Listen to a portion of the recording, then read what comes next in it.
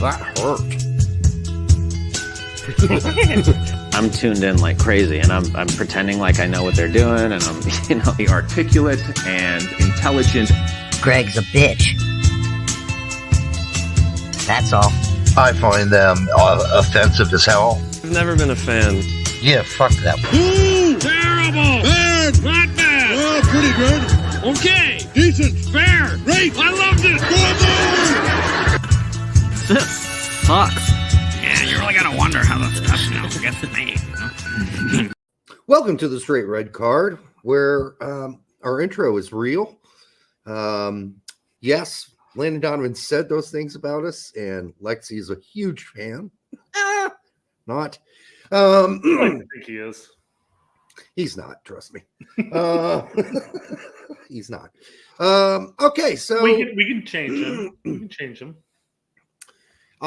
Yeah.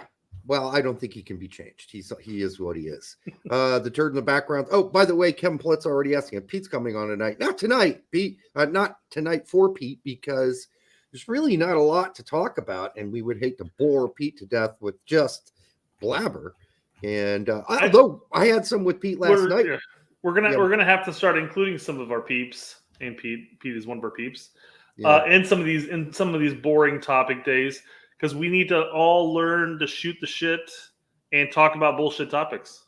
I mean, Pete and I did last night during the game. We were talking about sex scenes in movies and why he wouldn't want to do it. Last Tango in Paris, where Marlon Brando lubes up this woman with a stick of butter and does her in the bum.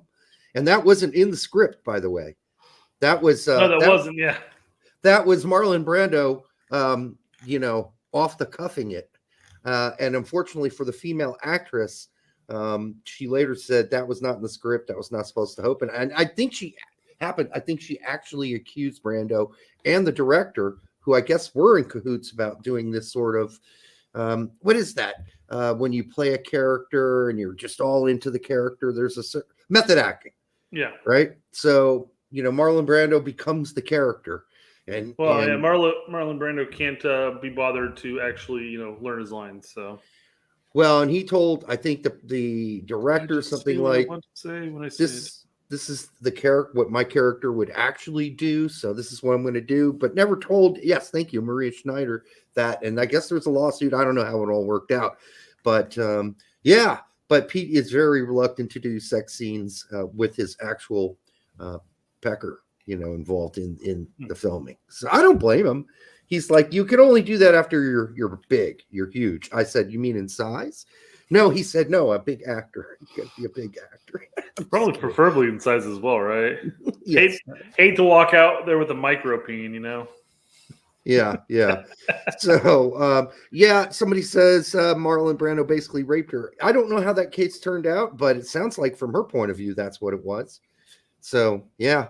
I hate saying that, but I mean, that's what Maria Schneider said. So, I have no reason to, if it wasn't in the script, I'm sure. My character would rape her, so clearly.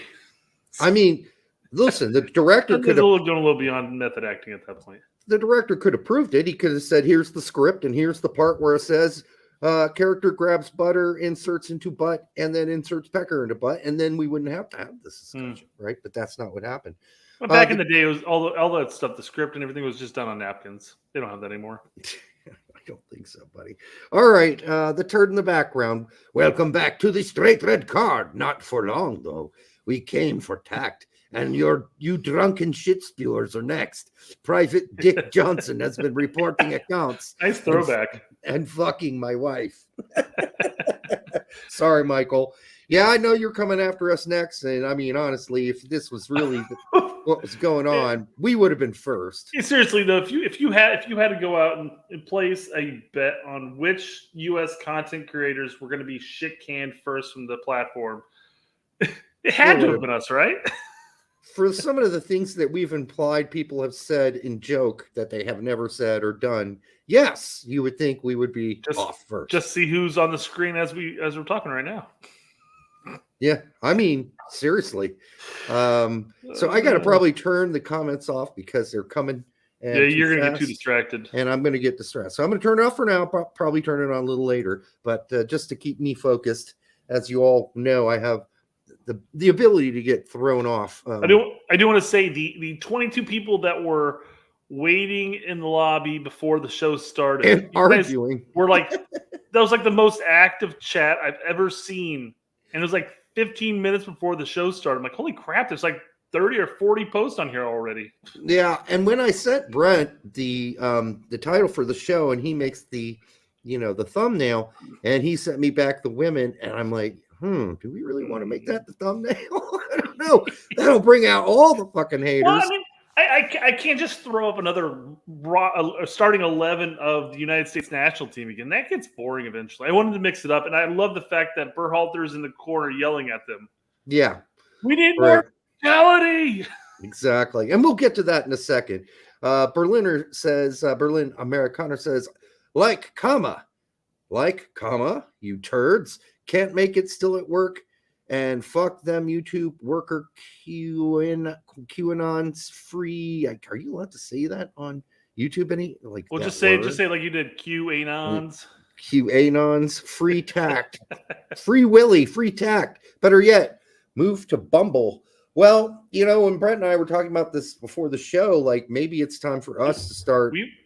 We were talking about this. We were talking about this before we really got the show up and running. I'm like, right. We should probably start at the very beginning and just diversify ourselves out in multiple platforms, because we do have a tendency to bullshit and say stuff that isn't true, and we definitely emphasize allegedly Miazga kicked Berhalter's dog. Right. Hypothetically, we heard it from somebody else, right?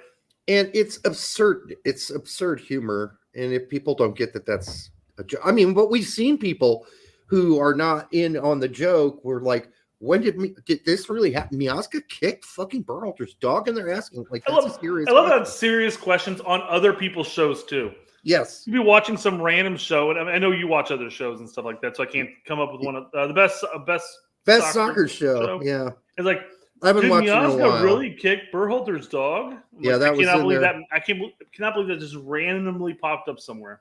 Yeah, and they talked about it on the show. They're like, but we can definitely confirm here that it wasn't that he kicked his dog. And then they didn't address this. And he's like, I don't know where that came from. He said, Jason said, I don't know where that came from. I wanted to go, we did it over here. Me. And he must have you silenced, because when he pulls up some of your comments, doesn't he? No, they used to always read my comments, but I don't watch the show anymore because I don't know when it comes on a regular basis. It's not like their show. It's not like Kirk's show that always comes on during our show. Well, it doesn't pop up in my, hey, this is about to come on show, a thing on YouTube, right? So if it doesn't do that, I probably won't think about going to watch their show. So the game Schizo, thank you for the $1.99, brother. I think you were in there earlier arguing about the women's national team. We'll get to that. How did Tack get banned before you? That we don't know, and Tack doesn't even know. So YouTube is synonymous with not giving you any information at all. Yes. So like even if you get a community strike or a copyright strike, they don't give you the information as far as what was it that got struck, what bit of information, what can I say, what can't I say, what can I show, what can't I show. All they say is you got to strike. This is the reason why for lewd and nudity. And like, wait a second, there was no nudity at all on the show. What the hell? How did I possibly get a strike for that? But they won't give you that information. Mm-hmm. So, and I guess, we're already talking about it. Let's just pull them up here. Well, then the other thing people are saying, it's a false flag operation. Somebody's accused him of doing something he didn't do, and thus he's been. Now, talking to Tack about it specifically today, he has no fucking clue yet. He's going to keep me posted. And I actually talked to Pete about it for a while too. And Pete's like, yeah, this is kind of scary. It's like, we have no idea. And this could happen to anybody. And it's, that's hypothetically, if it is a false flag campaign, let's just say there's a group of interns at some random sports, authority, going out and randomly flagging YouTube accounts that they don't like. Yeah, YouTube has it set up to where it's automatically going to get those false flags. Now, they don't think it's false flags. They think it's actually being flagged for a reason. Sure. And then all of a sudden they get like 10, 20, 30, and then all of a sudden YouTube's like, well, fuck, we got to do something about this. So they nix the channel. They take it from being an active channel and then put it over here. And then they're going to do like a review on that stuff. But the problem is that it takes so long for them to get through the process. The only way you can speed it up is by going on to Twitter. Oddly enough, you go on to Twitter and you just at the shit out of them. Yeah. I got to say, by the time I got home until the show started, I think I probably added Team YouTube like 20 or 30 times. Right. It was something stupid. I was commenting on everybody's shit. It's like, I don't know why, just to try to get another ding on their thing. I'm sure they get a ton of that anyways, but I mean, if you just flood their inbox. So, and that's what I told TAC, let us know when to do it and we'll do it. But a lot of people are doing it already. Because if this is just a simple clerical error or something weird technically happened, or there could be other things that are possibilities, or at least the excuse they will use. So, we'll see. It's just because he doesn't do anything like steal anybody's videos. He doesn't play any videos. He doesn't. The music that he uses is again. If anybody was going to get dinged on that, I figured we would. But fortunately, the one time we get hit with a copyright claim. We have. It's not a strike. They pay basically when we play too long of segments of Fox Sports. They're like, oh, well, we want that. We want that you're just taking our content. We want that revenue, and then we can fight it if we want to. And we've challenged like 6 of our 7 claims. Yeah, and we've won them all. Yeah, but we've never once took on that one claim because I was like sitting there going like, I was like 45 seconds without a pause. I feel like, that's not fair use anymore. Right. I get it. No, and the ones we've won, a lot of them have been against U.S. Soccer. Yeah, U.S. Soccer and some. Some's are like FIFA, and some are ridiculous about their fucking copyright claims. And how many of them have just been about pressers? I mean, like 90% of our claims are pressers. Yeah. We're actually bringing attention to their fucking presser. Maybe they don't want us. Come on. I mean, we only get like 2,000 views on our interview, our pre-pressers and post-pressers. Why is that? Well, that's because you guys are dicks. Yeah. So, we'll just have to wait and see what happens. And, we already have a bit of information here, though. Oh, do you? What do we got? Team YouTube right here. Looks like your appeal is still under review. Aaron, it's best to wait until you hear back 2 years from now from our policy team via email. Let us know if you have other questions in the meantime.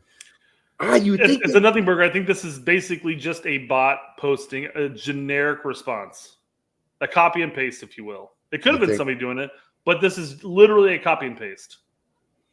Yeah, I mean, I wonder how many times that's popped up for other people. 100%, word for word, period for period, exclamation.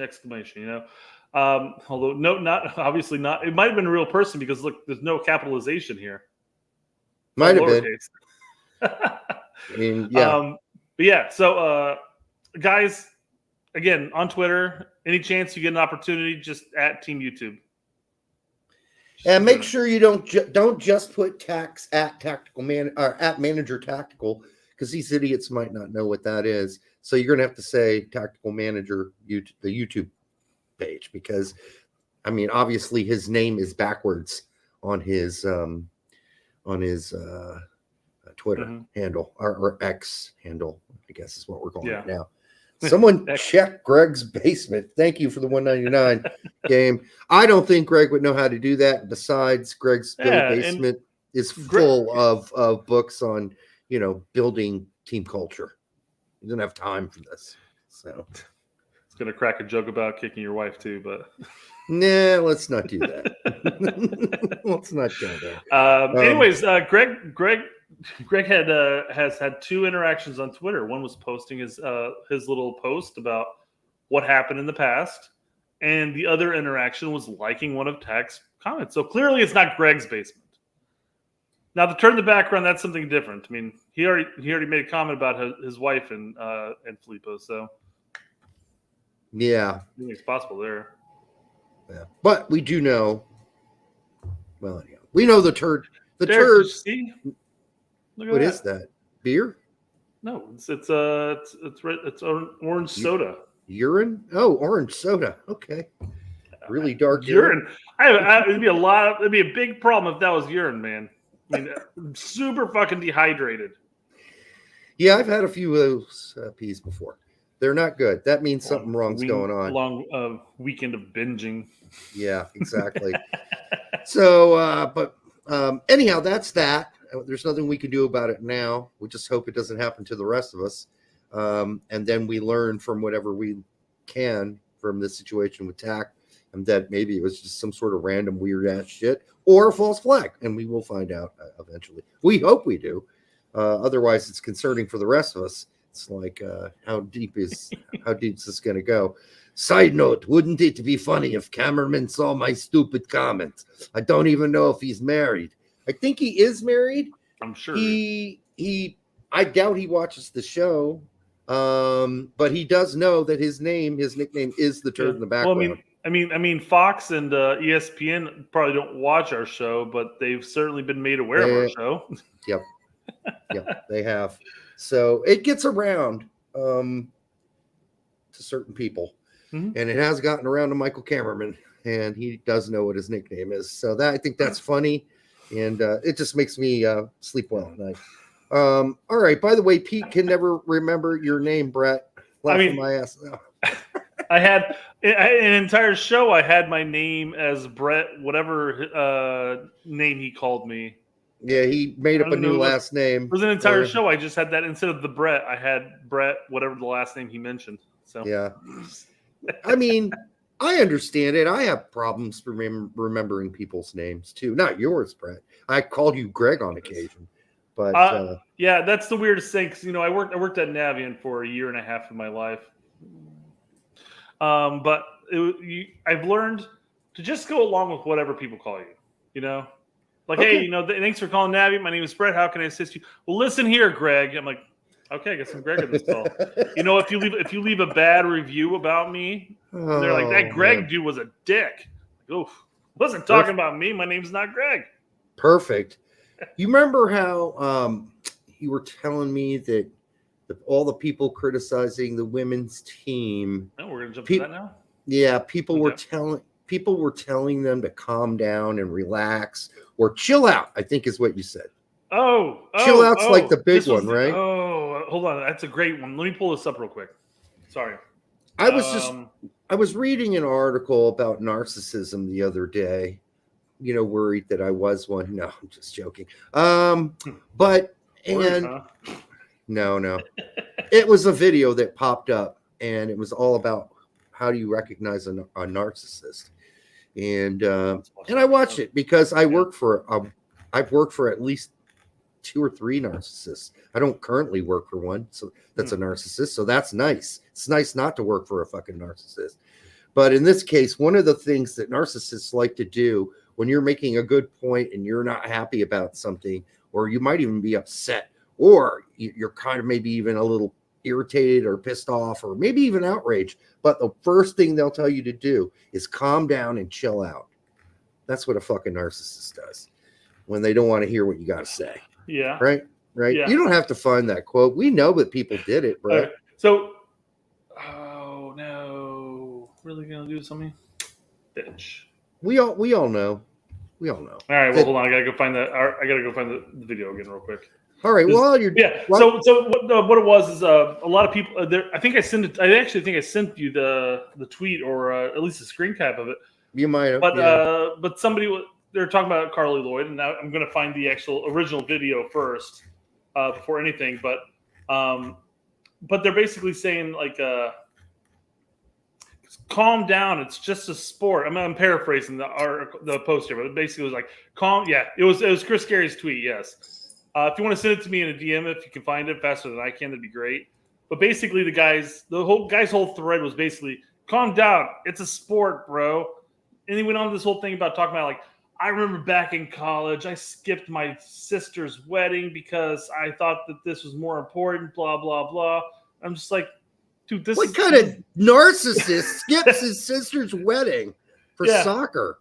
But I'm like, this is I mean, we're talking about professional women who get paid to play the sport at the World Cup.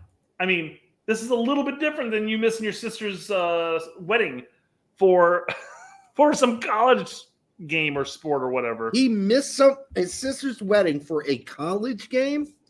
Now, there's a guy who is a fucking narcissist, obviously. So anyhow, him saying that because it's not important to him, it shouldn't be important to you. That's a narcissist. He's like, it's just a sport, dude. Okay, well, maybe it is, but some people are passionate about their sports and their teams. Just verifying again, Justin does not follow Justin Horniger. We'll probably be in the chat. That'd be funny. He says, my biggest issue, this is how I imagine him talking. My biggest issue was Carly Lloyd stuff is that sports don't really matter in the big picture of life. Okay, when what does? Your family? Yes, okay. I can name some things that are more important than sports, obviously. But a lot of people, this is how their other passions that they have. Yes, of course, your family and friends are first. But after that, maybe you have some of your family and friends and you're closer to them because of your passion with sports.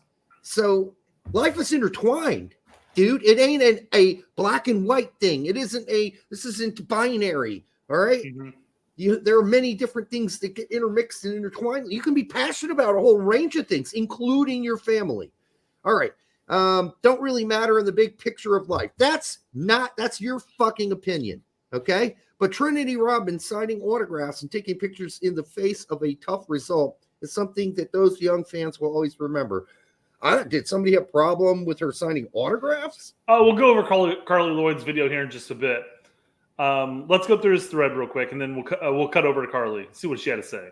Honestly, it's probably something that I would have agreed with as a narcissistic college athlete who took everything way too seriously. Sometimes you have to zoom out and remember what is truly important. Nobody is saying you need to take it that like life or death. I don't think anybody says that. Really? I've never been anybody who said soccer's just life and fucking death to me. If my team loses, I'm going to go home and shoot my fucking whole family and myself in the head. Nobody says that. I imagine there are some people worldwide that have probably said something along those lines. I doubt it. I would. It's a religion in a lot of sports or a lot of countries. Oh, he skipped his sister-in-law's wedding to race in the middle of nowhere. First off, that's a weird way of wording it. Why are you referring to her as your sister-in-law and not saying your brother's wedding? Or sister's wedding. I mean, I don't know if it was if they're in a gay relationship or not. Whatever, that's him. But why would you say sister-in-law? Why not refer to your actual sibling in that situation? Yeah, clearly, really weird. This lady who's not of blood relation is marrying somebody of blood relation. Why would you say sister-in-law's wedding? Yeah, that's really fucking weird. So fucking weird. Yeah, that's just. I mean, unless there's some sort of math I'm missing here, to race in the middle of nowhere, Illinois, because it was getting close to the end of the season, I thought as captain that I needed to show that those sacrifices were necessary, but I regret that sacrifice to this very day. Well, it just sounds like you had people telling you the wrong shit was the priority, and you believed it yourself. That's on you, dude, and I'm glad you figured it out. That could have been it, too. It could have been his wife's sister. That makes sense, too. Okay. Yeah, I thought there was more math involved here. But do you think in college he was married at that point? Because that could have just been his girlfriend's sister. At the time. That sounds. Yeah, I guess. I mean, it's possible he's married in college. It's not. Common, but it does happen. It does happen. I mean, I'm sure it's a lot of hindsight. Like now he's married to her, and he skipped her sister's wedding to do this race. It's all hindsight. My only point is his perspective is not the perspective, and he just doesn't understand it. What he's trying to say generally is life. This isn't that important in the scheme of things in life. Well, what's important to you is not important to everybody else. Everybody gets to decide what's important, but I don't think anybody generally, unless they're a narcissist, puts sport in front of their family. I don't think most people do that. I think that they try hard to make sure they have space and time to watch the game by spending extra time with their family in other, situations. Listen, families first. That's it. Period. Yeah, I guess with the chat's assistance here, In hindsight, he's probably looking at it all in hindsight, where it's like my wife, her sister was getting married. I skipped it, but they weren't married at the time, so that's probably why he had the idea like, oh, I don't need to go to it. It's just my girlfriend's sister's wedding. Well, he thinks he's somehow giving us this objective point of view, but it's not. His subjective point of view, his realization is so subjective that it's only his experience, and it doesn't necessarily have to coincide with any other human experience. But he's saying, oh, here's my example. Don't you see what I'm saying? No, I don't, because I would always put family first. All right, period. End of story. So no, I don't get what you're saying. And no, I never put sports as the most important thing of my life or any team. Yeah, I've got a great example of this actually. This is something I've lived. But I'm still passionate about it. So back in the summer of 2010, I attended a wedding, and I mean, who would have thought that a wedding in the summer of 2010 would be an issue, right? But something was going on during that time period. Do you recall? Summer of 2010. It was a World Cup. My Evie's brother was getting married, and they had scheduled the wedding on purpose during the U.S. versus England game. Yeah. Oh, so pissed off. But you know what I did? You recorded it. You recorded it. I did record it. And watch it later. I put on my suit. I went to the wedding. That's had correct. a lot of fun. Up until the point some jackass came up to me and said, did you hear USA and England drew today? I'm like, you fucker. Dick. You what a dick. You mother. But you know what? It was the thing.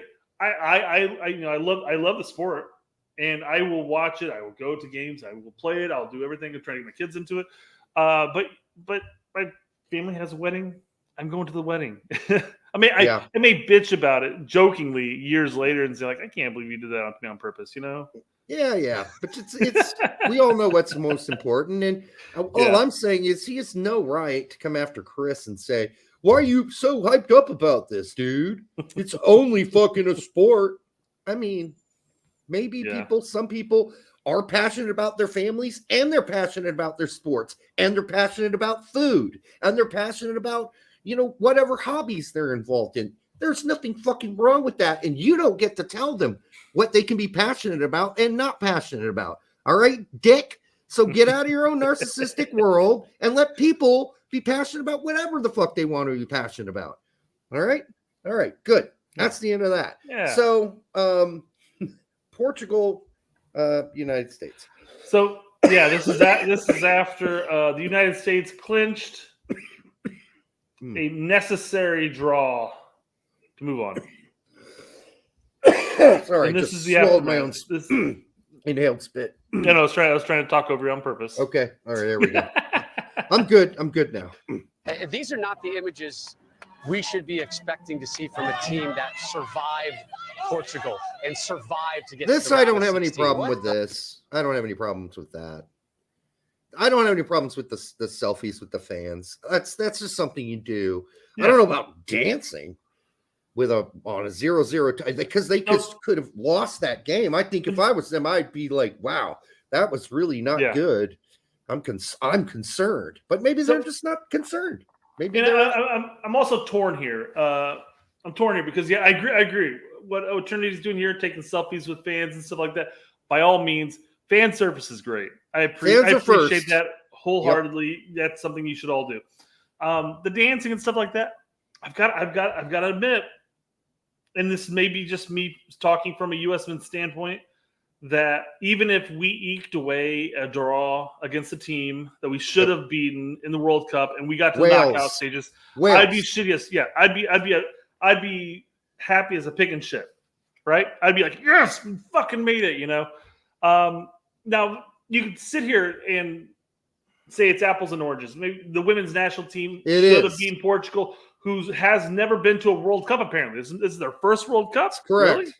Really? So at that point, eking a tie against them and barely moving on because they hit the post that could have easily been the nail in their coffin. maybe you're looking at this differently. You know, let's say if Brazil eked into or the men's, let's say Brazil eked into the knockout stage because they drew, I don't know. Let's just pretend.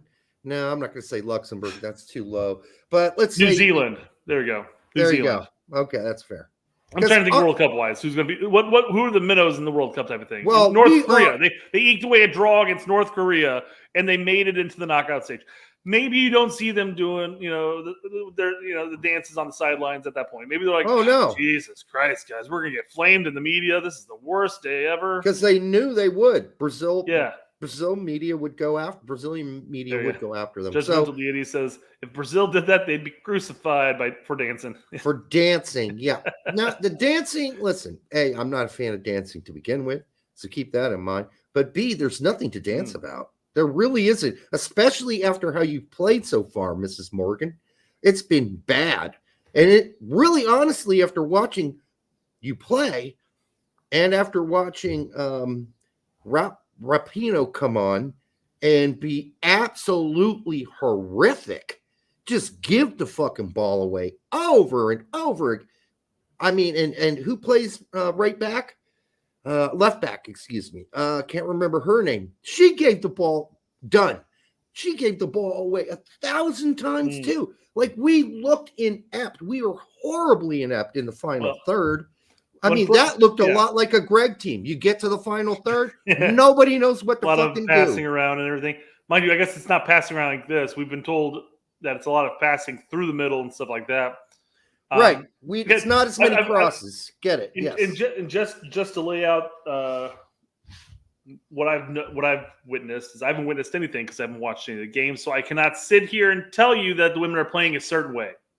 I can only go based off of what other people are saying, and that's media, that's fans, that's everybody. And there's just a lack of creativity. There's a lack of cohesiveness. Yes. No. And I've watched a lot of people are talking about true. This is we had talked about the U.S. men's national team, how there was that 10-year gap, that black hole of any form of quality player. Yeah. And we went from the aged players to a brand new U18 squad, basically the cycle. The Breck Shea era. Yeah. So that's what it's, and from what I've heard from other people is that's what it sounds like is you kept playing these seasoned vets cycle after cycle after cycle, and then all of a sudden they aged out or are aging out in the case of some people. And all of a sudden, you're reliant on people who have limited to no experience or international experience for that matter. And there's no cohesion between the teams. So I don't know if that's accurate or not. I'm going, again, purely off what people are saying. Let me tell you if it's accurate or not. Please do. Having watched the games, at least 2 of the 3 of them, I watched the first one against Vietnam, disappointing, and I had to watch large chunks of the game against Portugal. I mean, I just don't see a team that is cohesive. I don't see a team that feels like really free and to cut it loose, to be creative. I don't know if there is a creative player on this team, like a top skilled creative player on this team. And that's worrisome going forward. Now, we do have some injuries. Obviously, some of our better players are not here. I can think of 2. Can't think what their names are, but I know who they are. This does look like a very cramped, very constipated team. And it reminds me, watching them against Portugal, a lot like that one portion during the Berhalter reign where we just couldn't create anything. We just seriously could not in the final third. So the chat's posting a couple names here. Mallory, yep. Well, Rose Lavelle, she there? She's there. Oh, maybe they're saying Rose Lavelle is the creative. She is. She was injured for parts of the World Cup so far. So, Gotcha. but she is not. When she's played more, she looked. When she came on, I think it was it Vietnam or Holland? Can't remember. She did change the game, but not versus Portugal. Yeah, nothing seemed to work in that game. Sorry, I'm not going to put that chat up there. I'm sorry. Something about these girls should be really good about when they're near the box, something like that. Anyhow, it's along those lines. Sure, why not? All right. Anyhow, I just thought, the criticism that our homegirl Carly Lloyd had for the team, people like blew that up like that was so fucking huge or something. I didn't think it was like that serious. I thought it was just normal criticism you have for a team that's playing way below expectations. And, even our good friend Max Bretos put out his review of the show. It absolutely fucking torched this team. Torched it. Lit it up. Said this isn't good enough. He said Rapinoe shouldn't even made this team. Morgan shouldn't have made this team. Is what Max Bretos says. All right. And Max isn't exactly the guy who's going to stretch and hammer away at anything U.S. soccer, really. He's not going to hammer at it, but he hammered it last night. So and I think we've talked about this before in a previous show, but it's funny that that the Fox broadcast is hammering away on the U.S. women's national team so hard when they do nothing but fluff, or did nothing but fluff the U.S. men's national team during the Gold Cup, Nations League, and World Cup. It's a deep throat special when it's the U.S. men, but when it's the women, you can hammer away at that pussy all night long. What's up? What's going on with that? What is up with that? Why is it, why isn't it the same for everybody? Why don't the men get hammered when they play like fucking dog shit? Because they should get hammered when they play like dog shit. They shouldn't get fluff pieces about pirates and the Caribbean. All right? They should be getting fucking hammered too. When you play like shit, that's what should be talked about. You played like shit. But it's gone beyond that. I get that. A lot of people were talking about the attitude, the arrogance. Yeah, those commercials about how's the rest of the world going to beat us. Those were some arrogant fucking commercials. Oh, we've got to beat them on the speed. We've got to beat them on the press. We got to do this. We got to do that. We got to do that. And it's like, well, good luck. Good luck with that. Wow, that was so humorous. Arrogant. Somebody write that and think that was funny. Hubris. It's not humorous. It's the worst. Hubris. Oh, hubris. Yeah. It's not humorous. No. Yes. No. It's not even funny. It's not even cute. All it does is think, oh God, man, I hope we don't get our asses kicked because commercial's gonna look really fucking stupid. Yeah. I mean, how about a little humility going into the World Cup? Like, I mean, how are we gonna beat them? And you have all the people saying like, oh, we got to beat them with this, we got to beat them with that. I'm like, those are good. Those are good options. I'm just hoping that we get out of the knockout stage into the knockout stage. Yeah. Why is it that Fox can be this critical of the women and not fear retribution from U.S. soccer? Yeah, that's weird, isn't it? It is fucking weird. As Senor River says, why can't they criticize Gregg and most players like this? I am not sure. They have no problem. They have no problem beating down a bunch of NWSL players, apparently. Yeah. I don't know. It's weird shit. For valid enough reasons. I mean, you can say their criticism is fine, but why aren't they doing it over there too? Because we're sitting here doing it, and we get called toxic nonstop. I can't tell you. People are posting on Twitter. They're posting. I can't even tell you who the Argentine or Uruguayan player is that is getting like death threats in their league. They're like getting death threats about this, and they're like. And people are saying that U.S. men's national teams fans are toxic. And I can't tell how many people are like, well, they're both toxic to some degree. I'm like, fuck off. No, I mean, listen, come on, dude. Anybody that's threatening someone's life is obviously pretty toxic, right? That's bad shit. Yeah. I don't think anybody is out there being that fucking toxic about the U.S. men's national team. They're pointing out mostly the obvious. And after a while, they get sick of pointing out the obvious, and they just say, we suck. Because they're tired of saying the same shit over and over and over again, as you have pointed out. And so then they're like, oh, well, if you just think they suck, that's all you got? And it's like, no, dude, listen. I've said it 1,000 times, and I'm not typing it up again. Back history, you can catch it all. Just do an advanced search for X, Y, and Z. You'll get everything you need to know from what I have to say. But I'm not going to repeat it to every Tom, Dick, and Harry. Yeah. I'm tired of it. It gets old. It really does, talking about that shit. So, anyhow, it doesn't seem very balanced, but I am happy that homegirl Carly Lloyd said what she said. Now, I think Lawless tried to get more out of her than she was willing to say because she talked about something's changed in the locker room, and Lawless wanted to know what specifically that was, and Carly said, "I'm not going to go there." Well, hell, she talked about once she retired.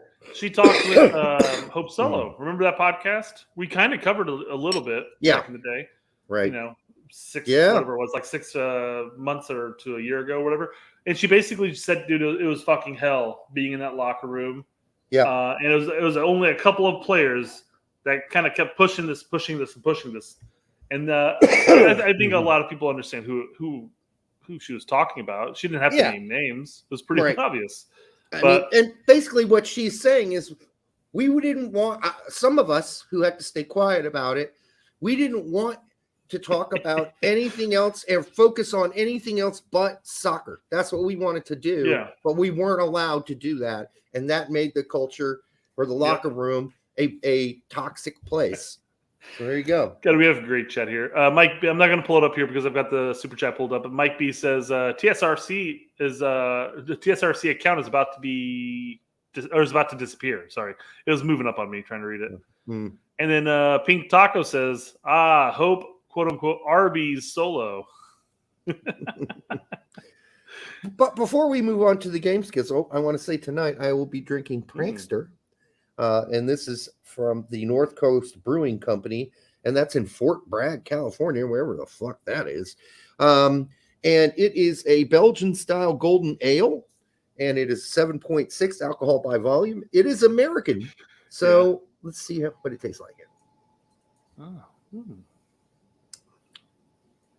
I would say this is distinctly potable.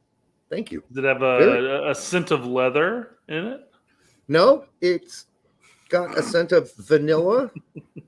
It's got bubblegum sugar smell to it. Bubblegum, like cards you get in cards. So yeah, and the flavors. You're talking about the stick of bubblegum that used to come in packs of cards. Yeah, that smell. Yeah, interesting. Caramel notes, malts. There you go. Sweet, slightly sweet. Very good. Very good. Not bad for an American-made Belgian ale. So I would go out and get this because it's a lot less expensive. I was just bought it because I wanted to give it a chance. Yeah, there you go. Yeah, the battle. Seth Floyd says scent of Gregg's asshole. I wouldn't have any idea what that smells like, but a lot of people that cover U.S. soccer do. Yeah. Let's cover the super chat real quick because I want to pull up another chat real quick. Go for it. Okay. You got to read it because I can't see it. The game schizo for $4.99. Carly Lloyd is a champion. This team is a bunch of cosplayers. Well, I don't know if the whole team is. I mean, listen, I understand that the player everybody dislikes. I get it. I know why you don't like her. Subway can't stand her. Subway got rid of her, didn't they? Yeah, they did initially. I don't know if she's back or not. I don't know. TV, but I don't know. Definitely got rid of her at one point. I mean, part of it is the mainstream media is so in fucking love with her that after a while it does make you kind of vomit in your mouth a little. You're like, why, when we have all these new young players coming up? Seriously, yes. Why aren't we covering I'm tired of seeing her. Let's see other people. I've been watching Rubino play for how many World Cups now? I'm done. I was done after the last one. Yeah. I want to talk about the next generation of players. I mean, I would like to talk about Mallory Pugh, but she's not here, obviously. But there are other great players on this team. I'm sorry, Mallory Swanson now, I think. Anyone know what shoes Vlatko will wear next match? That guy, I don't know about that guy. That guy seems really dumb to me. I don't know. In his interviews, he seems really slow, stupid, kind of defensive about his team. I don't know. I don't know. And he talks like Gregg. He sets up the players like Gregg. They kind of perform like Gregg at some level. He doesn't make any changes. He never brings in players off the bench at the right time. Very Gregg-like stuff. Very Gregg-like.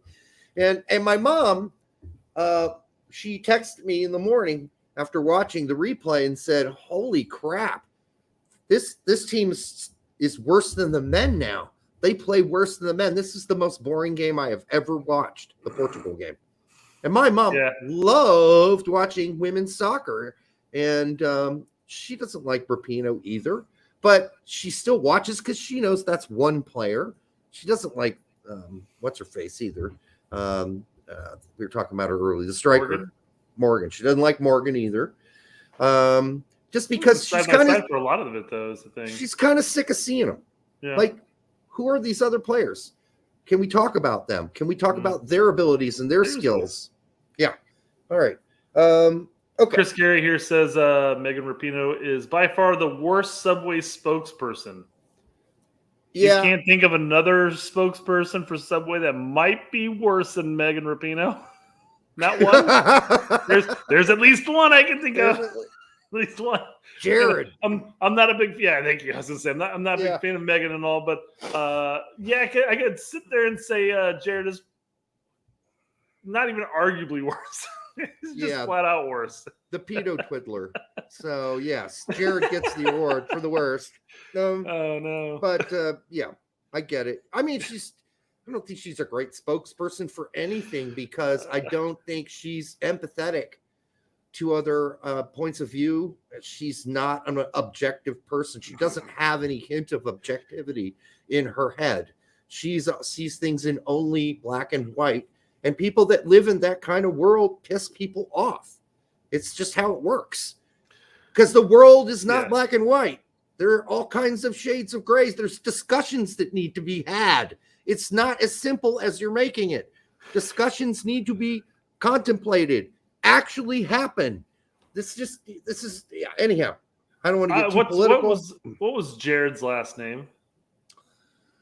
Do you remember? I should remember because his dad is my dad's doctor.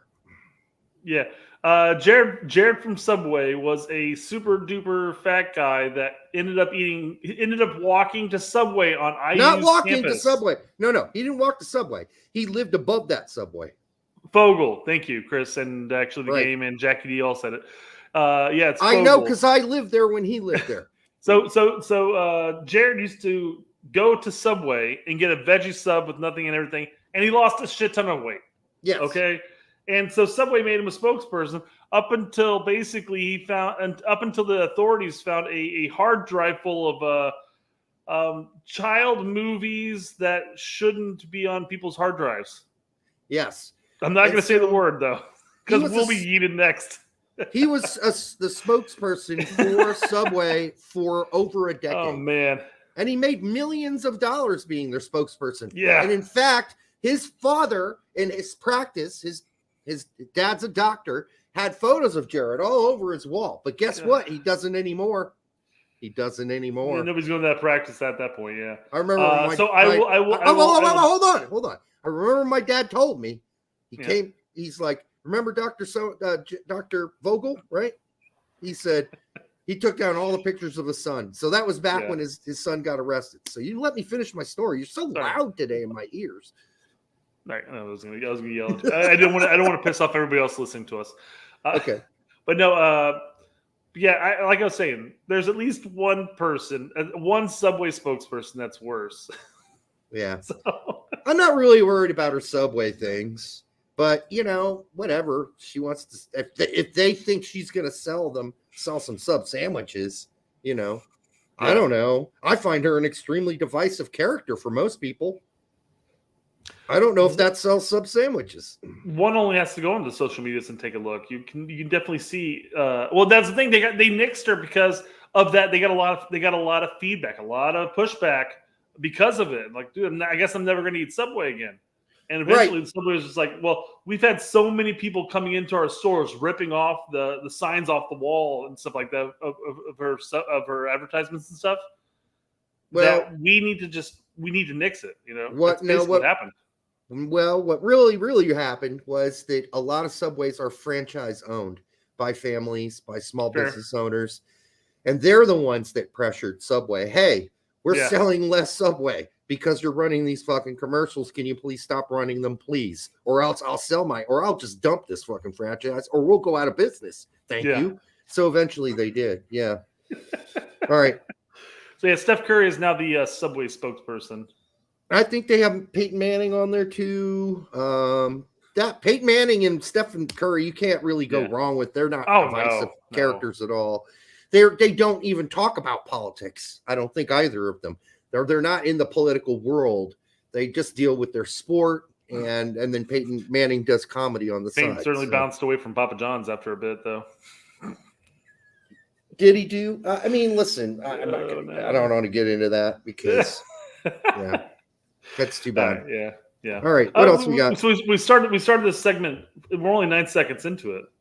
So let's finish it. Let's finish this video clip. I got the follow-up video clip too. So does anybody else out there think Brett is extremely loud today? Or is it these stupid fucking headphones I had to wear? Stupid fucking headphones. Because let me check the audios. My mic settings at the 100 that you enjoyed last time, but I'll turn it down a little. Well, that was with these headphones. But is that any better? Which don't work anymore. I'm just telling you. Yes, fine. Okay, there we go. I just bought these and now they're not working. I wore them on Pete's show last night. Crazy. What the fuck is wrong with these things? Oh, Pink Taco says it's stupid fucking headphones. They are stupid fucking headphones. All right. Here we go. Let's go. Let's play it. I appreciate them taking care of the fans, but let me tell you, Carly Lloyd's butt would be back in the locker room kicking things, throwing things. I have never witnessed, and just seeing these images for the first time right now on the desk, I have never witnessed something like that. There's a difference between. Before we go on to that, I do need to pause it because after tax yeeting, I need to make sure that we don't get it next. Okay, well, I just want to say her outfit is very Princess Leia-ish. Sure, she's just missing the side buns, like my headphones, actually. She could do the side buns. Here's the other crazy thing. Carly Lloyd looks like my aunt on my dad's side. Like, frighteningly so. It's scary how much she looks like my aunt on my dad's side. Anyhow, so in fact, my mom and dad can never remember her name when she was playing, and so they would refer to her as Dad's sister. Yeah, your dad's sister played. She played really well. I'm like, okay, you mean Carly Lloyd? Yes, that's her. That's her. Yeah. All right. Being respectful of the fans and saying hello to your family, but to be dancing, to be smiling. I mean, the player of the match was that post. You were lucky to not be going home. So going back to Chris's, it was Chris, right? The it's just a sport guy. Was that? No, that he was criticizing Chris. Okay, so I forgot the guy's name already. That's how much his name is like Boney Longnecker or something. Boney Longnecker. Careful how we say that, I guess. But his thing was like, it's just a sport. This is wrong because he kept talking about Trinity doing the selfies and doing the autographs and stuff like that. But Carly literally says word for word here, I'm fine with the autographs. I'm fine with the fan service. It's the dancing after such a horrible and the laughing and the smiling. Yeah. That you would have gone home if that ball was a quarter of an inch in the post, you know? Yep. So I don't know. I think after hearing that compared to what people are saying, and it's kind of interesting for somebody who doesn't necessarily follow the women's game anymore, sitting back and watching the divide occur. And that's what's happening right now. Yeah. If you go on Twitter and you look up the U.S. women's national team stuff at this point right now, it is severely divided. Yeah. And it's kind of fascinating to watch because I'm like, is this what happens when people are looking at the U.S. men's national team? You got the Euro snobs and the MLS lifer type of people. I think our side far outnumbers. The people who are rational far outnumber the number of idiots, by the way. Go back to that photo real fast. Oh, shit, I deleted it. Oh, man. We're talking about Lawless's face? Yes. Because he looked like look at Lawless. Tom said that. He goes, look at Lawless. And he's just sitting back and like. Yeah, here's what I think I was going to say Lawless was thinking. You ready? Yeah. He just like little tiny one ripped there right then. That's what it looked like to me. Yeah. All right. Yeah, so there's that. So for the next 24 hours, social media kind of either supported Carly's point or they completely flamed her. I don't even think she was that good when she played for the U.S. women's national team. Oh, what an idiot. blah blah blah, etc. etc. I think she's just trying to cover up the fact that she sucked during that Olympic whatever, and a bunch of people just flaming her, not necessarily even addressing the comment at hand. Then there were some. I mean, the guy that we had talked about that talks about it's just a sport, talks about the argument at hand, although he focused on the wrong points. But yeah, I mean, if you're talking about people who are like, oh, she's just jealous of this, or she just sucked anyhow as a player, that's the dumbest argument you can make. Yeah. Just if you want to argue with the point she's making, argue with her point. Because she hasn't said anything off fucking track. What she's saying, I think, is pretty fair. Hey, when you don't win, shouldn't you be a little disappointed, especially when you're massive favorites against Portugal? We're on paper. That's what this game was. And to squeak by with a second place when you're supposedly the best team in the world, which to me, obviously, that is not the case anymore. Mm-hmm. So the rest of the world have caught up. What's funny is after all this debacle, and you have, because I mean, the women's national team fans are still looking at this World Cup and not, glassy eyed, like, oh my God, we're going on to the knockout stage. They're definitely noticing the issues too. And it's funny because there seems to be kind of almost like a uniting between like the men's fans and the women's fans. So somebody had posted like with the coaching deficiencies that are occurring right now, you have the women only fans and the men U.S. men's only fans siding together. And I forgot who posted. One of our listeners posting goes, "There are way too many only fans here to be to focus on what you're saying." And so I go, I did the capital fans, the way that they do it and the way the bots look for it on the chat, and then flooded her comment section with a bunch of OnlyFan bots. Nice. Sweet. That was fun. Yeah. I mean, look at her record: 134 goals and 316 in international appearances with the United. 2-time FIFA World Cup winner. Yeah, she's horrible. She was the worst. She's the worst. Yeah. Worst player ever.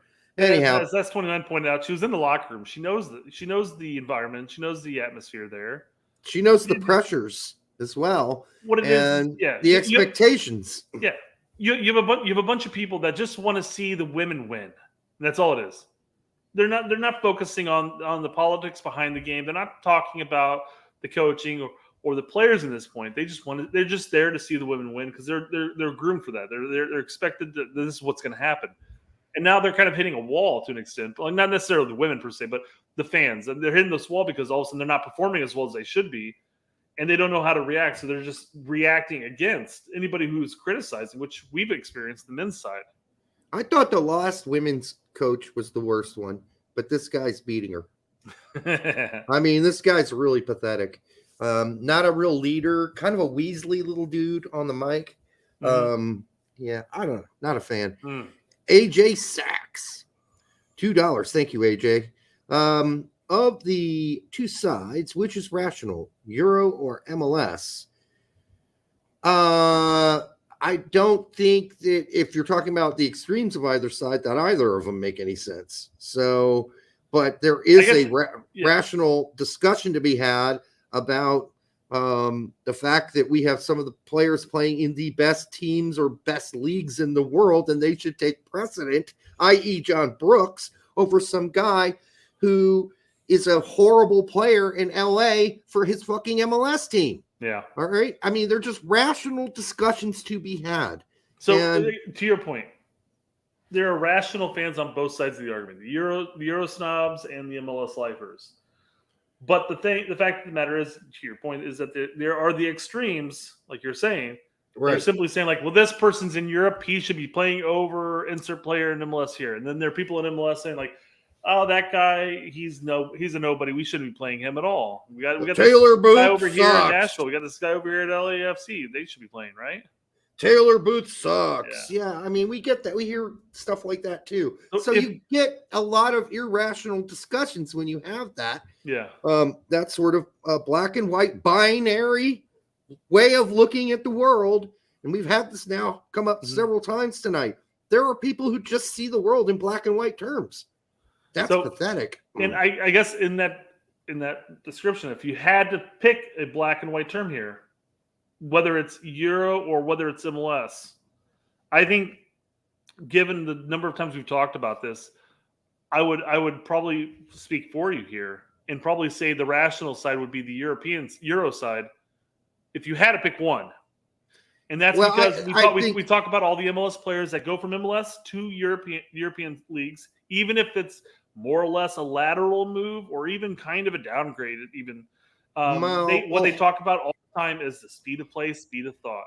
I get it, no, but that's not what the irrational Euro people on the edge say. They say things like the following: MLS is like the 50th best league in the world. Sure. MLS is one of the worst leagues in the world. If you play an MLS, you're probably garbage. MLS is a fucking retirement league. I mean, we hear this shit constantly. Sure. Nope, none of those things on itself are true. MLS is not just a retirement league. MLS does have good development of young players that are going over to Europe, by the way. And there are lots of good things that MLS have improved starkly in the last decade that should be recognized. And, that's when you have some of the Euro guys that are so far on the Euro side, they can't even say, yes, you're right. But there is better development in MLS now. Yes, the play has gotten a bit better. Yes, the teams are better than they used to be. Yes, they play better. But they'll have the other crazies who are like, well, if they don't have pro rel, then it's just a total garbage fucking league and fuck it. Mm-hmm. I mean, I still watch MLS. You have a team, I have a team, we watch it. Yes, I'd like to have pro rel, but it's not going to happen. So I'm not going to sit around waiting for it to happen. I'm just accepting it for what it is and realizing that the best American MLS players are not going to stay in MLS. They're going to go to Europe. That's where I am. That's what a rational person would say. So there you go. And then you have the irrational MLS side. People who are like, oh, God, no, he should never go to Europe. He can stay right here in MLS his whole career. Why would he do that? He's never going to test himself at the highest levels if he just stays in MLS. Again, there are radical sides of both sides that are just fucking wrong. That's it. Yeah. So, AJ, I guess the best way we can describe it here is that both sides have the extremes. Both sides are rational. It just depends on who you're talking to. But yeah. Do we speaking of MLS here, do we talk about I know we talked about the academy players. No, we did talk about this because we talked about the guy who mentioned how, like, well, if you got rid of territorial rights, everybody would just be going to LAFC. We talked about that last show. Never mind. We did talk about it, and that's ridiculous and untrue. Stupid. It's a horrible argument. Yes, it's an absolutely horrible argument. The game Schizo $4.99. Thank you again, brother. Man, you've been really supportive tonight. I don't know what your game is, but sounds kind of cool. If Schizo, right? Not Schizo, or maybe it is Schizo. I don't know. I love MLS because it introduced me to the beautiful game. I love Euro too for the quality, but why can't I like both? I know. Yeah. I don't get it. I do like both, but I am realistic about how far MLS can go in testing our players. Mm-hmm. If they really want to test themselves at the highest level, they're going to have to leave and go to Europe, play in one of the top 5 leagues to show their best. And that's all I'm saying. This is not really hard. It's not like a really difficult debate, but yeah, I agree. You can watch both and enjoy it. Mm-hmm. I'm watching Leagues Cup. There's nothing else on except for friendlies. So, I mean, what else am I going to watch? Yeah. Exactly. All right. 100%. Okay. So this is the reaction Carly had 24 hours to 48 hours after. I forgot how long of a time period there was a gap here. But she on Fox had to explain herself, and people are, on both sides are saying like, well, thank goodness she apologized. And other people are like, I can't believe she apologized. And then you have Lawless come out and go, what apology? Let's listen to what she has to say here and see if she apologized for what she said. Now, do you think she needed to apologize for what she said? Absolutely not. Yeah. No. I 100% agree with that. She does not need to apologize. Right. Well, I'd like to state that obviously I was very critical of the team last night. Whoa, hold on. Pause that for a second. There is a painting at my workplace of bubblegum shrimp? Of Australia, and you just saw the theater, the famous theater, right? And the clamshells behind earlier in this video, right at the beginning. and it has that boat driving by it, and it's a painting. All right, I'm going to take a photo of it. Got to bring clearly show. It's some kind of ferry that's just that goes back and forth. The boat across is the named. bay. The boat is named Charlotte. That's the name of that boat. That's fucking crazy that I know that. The same boat USS Charlotte that was in National Treasure. I don't know if anybody in this chat would actually know that. Not me. All right. I'd require you to actually watch National Treasure, Derek. I know. Well, I'd like to state that obviously I was very critical of the team last night. I've had some time to reflect, to sleep on it, and I want people to understand that I care deeply about this team. I poured my heart and soul into this team for 17 years. And it was based off of a legacy that was just passed down from generation to generation. Yeah, because she was like the generation after the Mia Hamm generation, right? Yep. Basically, the idea is that you're very talented at what you do. Get out here and bust your ass, and make sure you leave it all on the pitch. Yeah. And if the games don't go your way, that was definitely a thing. Like, I remember playing in high school and stuff like that. If, a big game, if we lost like in sectionals or semifinal, more likely. But if we lost in semifinals and stuff like that, the bus ride home was just like incredibly somber. It doesn't matter how bad we lost or how close the match was. It was still very rough moment. I mean, I've been there. I lost the state final, but I will say this. There was less pretense in the old days. Like when we played China in that final, it was like, yeah, this is going to be a tough fucking game. We're not just going to walk over the Chinese back in the day. And that goes for some of the other finals too. It's always like, yeah, there was always an upcoming Scandinavian team, like Norway or whatever, that were on the rise. And we knew there was going to be some stiff competition. Whereas we came into this World Cup already, at least commercially in the mainstream press, saying, oh yeah, we're the best team in the world. We're just going to go out there and we're going to win this. But if you don't set it up like that, then if we play poorly, it doesn't upset as many people. They're like, okay, you told us that with this maybe isn't the best team we have. I get it. So it's going to be a struggle this World Cup. But yeah, we're not. We're struggling. So now people have been told this is a fucking great team, and it's not. Just kind of like the fucking team we just watched in the Gold Cup that we were told was this great fucking team with this fucking great player on it, pirate, named Jack Sparrow. And walked over Mexico just a couple weeks ago, and now we're struggling against a quality Jamaican side. And I would say there are more casual fans that watch women's soccer than watch the men's team. There are lots of diehard men's team fans. I don't think there are as many diehard women, but there are a lot of casual women's team fans who go and watch the World Cups like me. I don't watch any of the professional club soccer. I frankly don't have time, but I do watch the World Cup. So I don't claim to be an expert about women's soccer at all. None. Anyhow. None whatsoever.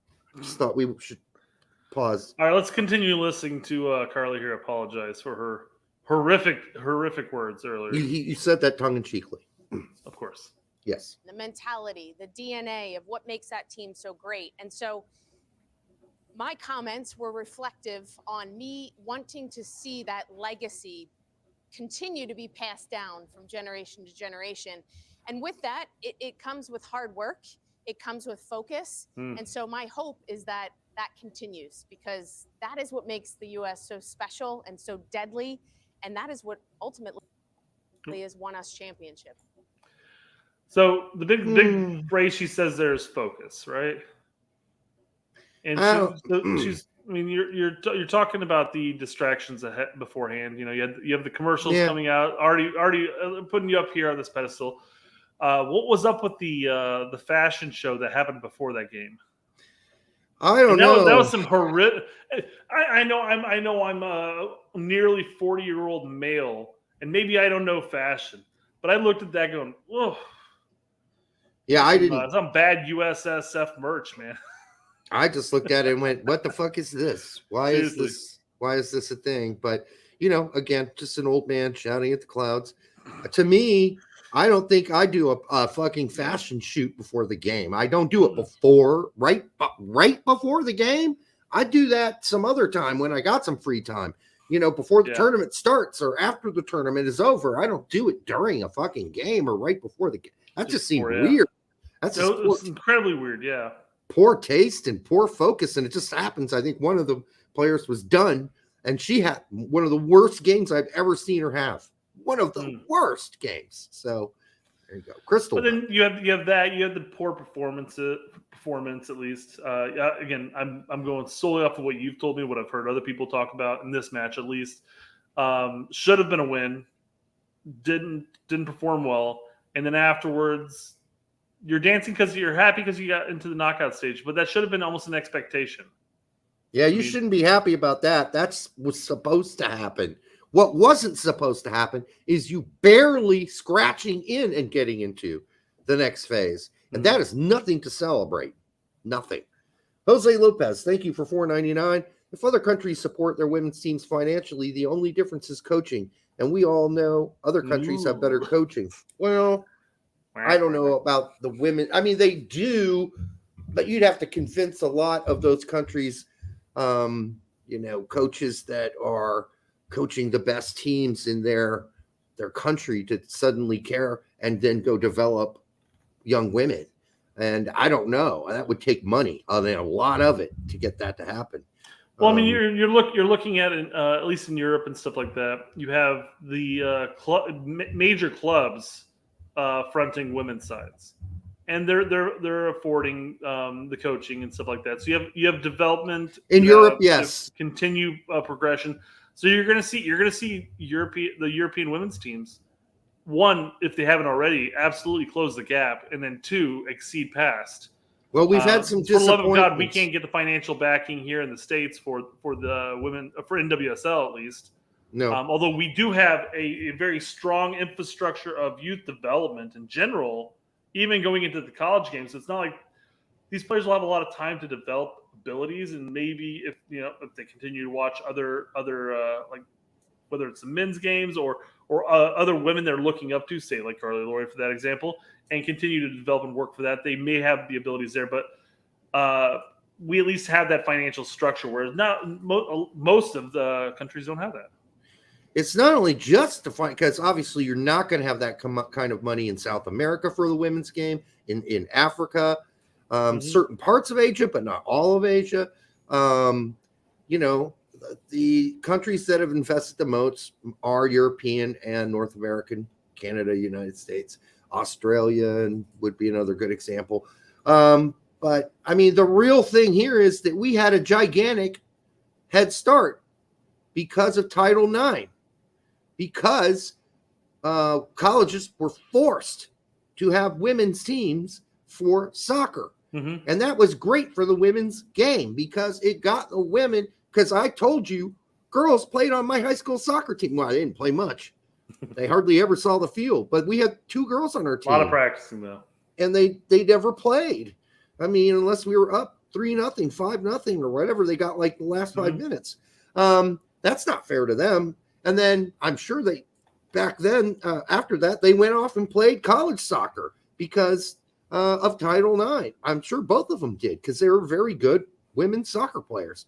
They just were forced to play on a team with really good players that happened to be boys. So, so we've been miles ahead, and now other countries are catching up. That's as simple as it is. And I'll also say that there's definitely positive. There's definitely positive progression going on here because you have NWSL that's been around for a decade plus here now. Still teetering in the similar spot that it was a decade ago. But you also have USL creating their W League now. Like Indy 11 has a women's team. Now, mind you, that Indy 11 team has been beating a lot of women's team like 12-0. So I don't know how great in development and growth it is, but I mean it's nice to see that there are in fact women's leagues that are springing up, and hopefully one of them sticks and continues. Well, the USL model makes a whole lot more sense because the teams are attached to USL teams. Well, some of the NWSL teams are attached to MLS sites too, though. Not all of them. I said some. It's not enough, and that's an issue. Mm-hmm. Seth Lloyd says for $4.99. Garber, I'm guessing, was behind the camera with the cue cards and briefcase with $100K for Carly to make that apology.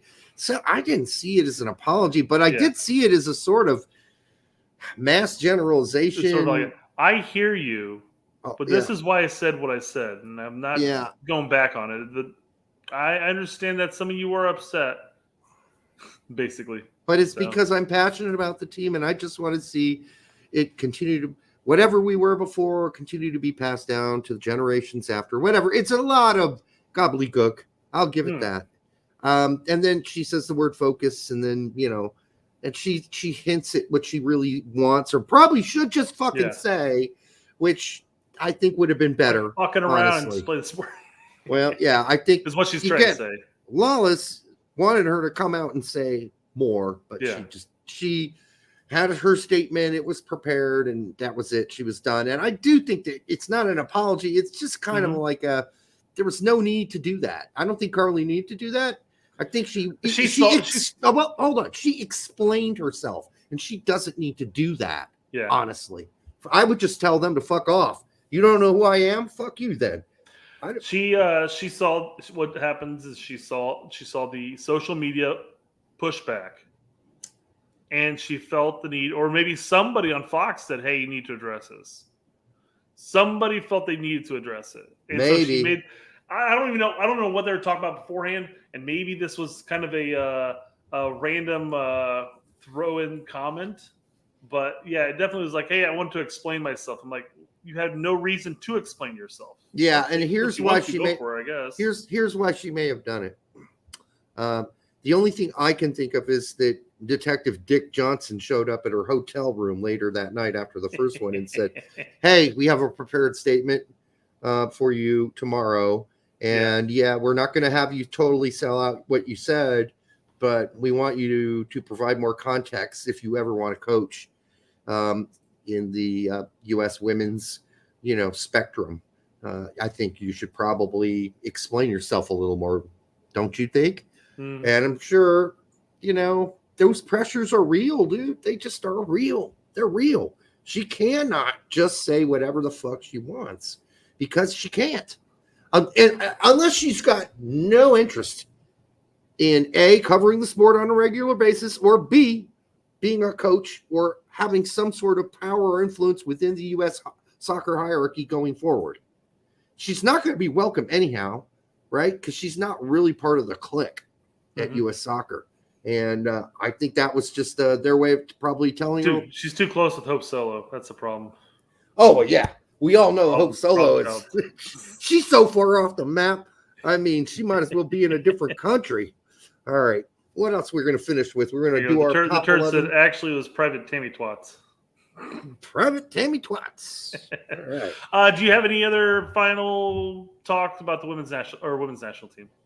No, I don't. I can't even believe I talked about it this long. I honestly cannot believe it helps that we had Carly helping us out along the road. So, all right. Well, I wanted to we do have our projecting our 23 man. We'll get to that in just a bit. We do have some transfer news, and I've got some some fluff soccer news to go over real quick. Okay, let's do it. Have you heard about the new partial owner of Birmingham City Soccer or football? Sorry, my bad. English. Partial owner. Yeah, new partial owner. Who would that be? Oh, the Mr. Tom Brady. Oh, okay. That's an interesting team to invest in. What is it? Let's see here. Did they put him in a Birmingham City American football uniform? I believe they did. I don't know what that is. Well, it's never a team he played for. He's never had those colors on before. So they made up a imaginary Birmingham City football gear and put him in it. Crazy. The Brady the Birmingham graphic is unreal. I like it. It's cool. I like it. Anyhow, that's I guess sort of news, and it's all right. I mean, all right. Well, I probably should have brought this one up after the women's national team performance, but Troll Football says, "Wait, what?" Yeah, they're basically keeping their hands tight to their body, and they probably learned by watching the men play that protect something, right? That it goes in the front. And by the way, people, they do have little woman parts there. Fair enough. Yeah. I mean, I wouldn't want that shit smacked by a ball. I mean, it would be difficult to do unless you got a really big, clitoris or something, but it kind of juts out. Otherwise, it should be fairly tucked away and safe, but you never know. You just never know. The ball bounces funny. Yeah. So there you go. Jose Lopez says it best. Shit still hurts, probably. Yeah, it would. But I would imagine as long as they didn't lift their legs, the chances of it getting in there would be difficult.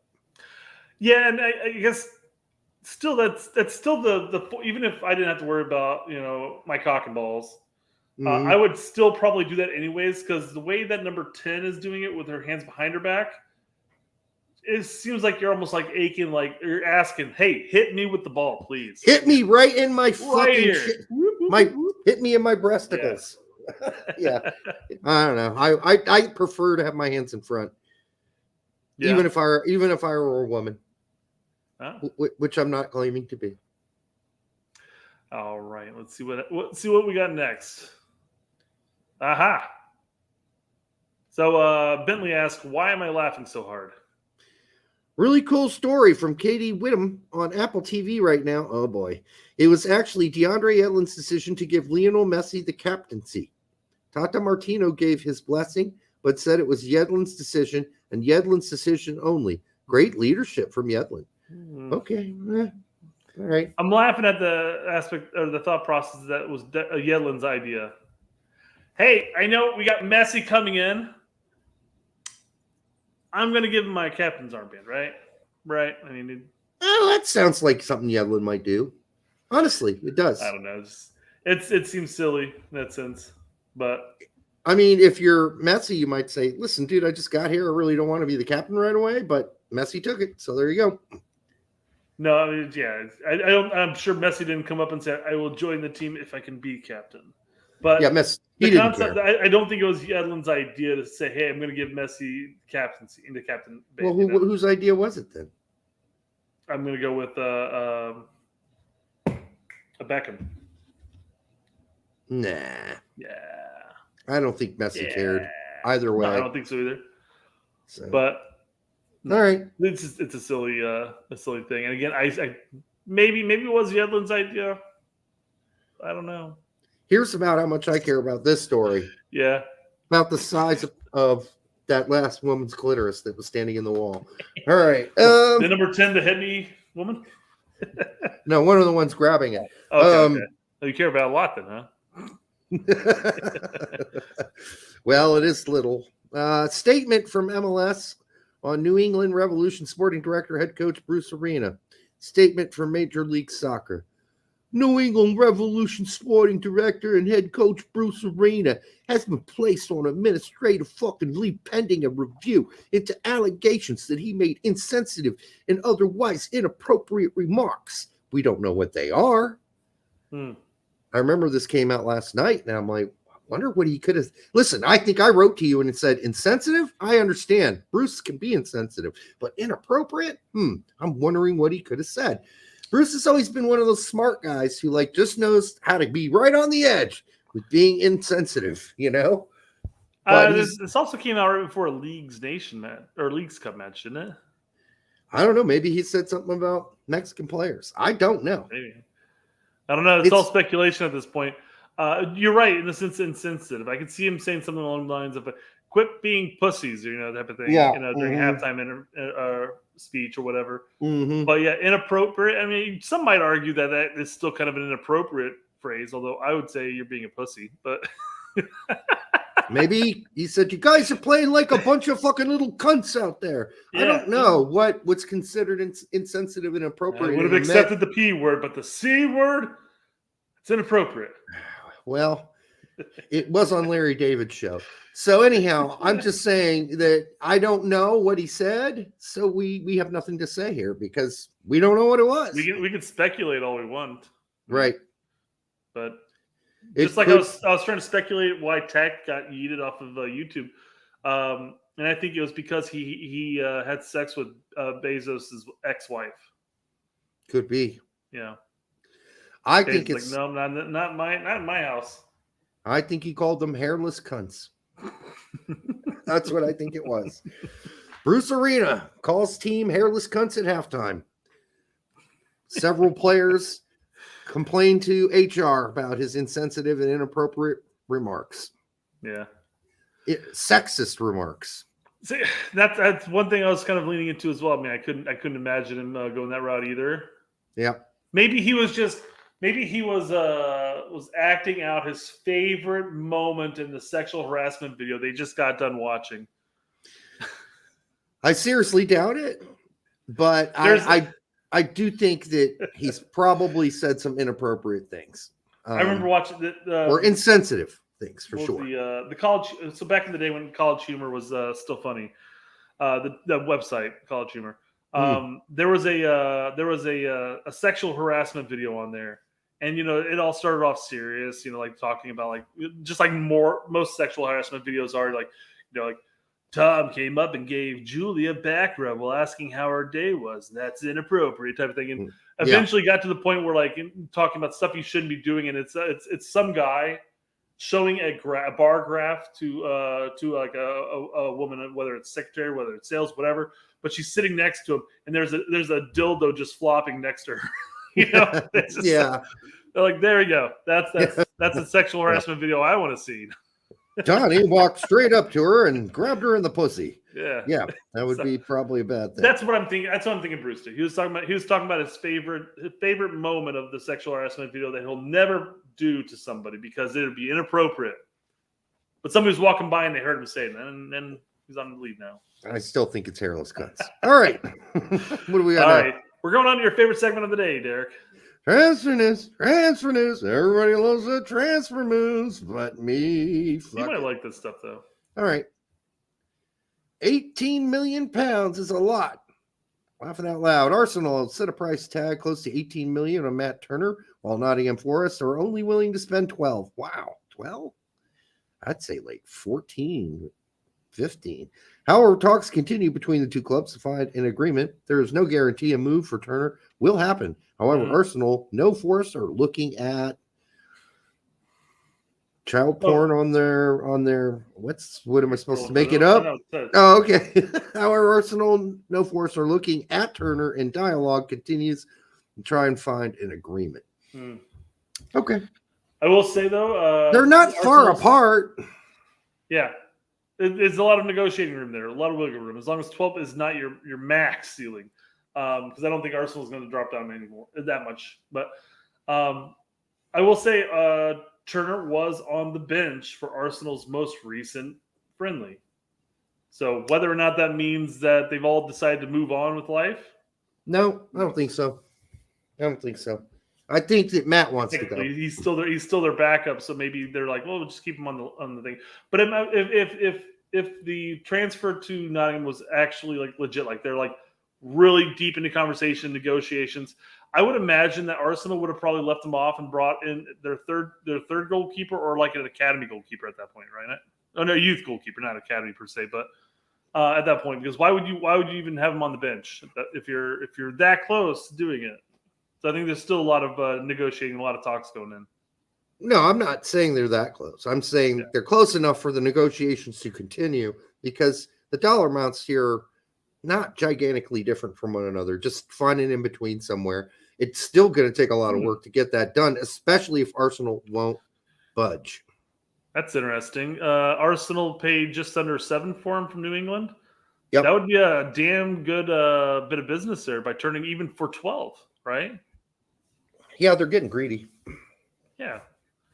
Let's say, go for 13. Go for 13. They'll end up at 14 or something like that. I feel like you got the upper hand on Nottingham by saying, we'll take 12-5. How about that? 12-5? Yeah. It'll be 14. Yeah. They'll work it out. All right. Moving on to the next one. Coventry City reportedly reached an agreement with Antalyaspor for a $9 million deal for 25-year-old Haji Wright. Good, Haji. I'm glad you're getting out of Turkey. I might be able to watch a game on occasion that you play in on ESPN Plus. Yep. But it'll have to be a crapshoot. Yeah, sometimes. It'll be a crapshoot because you never know what they're going to allow you to watch on ESPN. Still easier to follow, though, right? Yeah, exactly. So, good luck to you, bud. We'll see what happens. That's I think it's moving in the right direction, and hopefully he does well. Hopefully he pulls Sargent numbers. Let's go for that. Well, yeah, we'll see.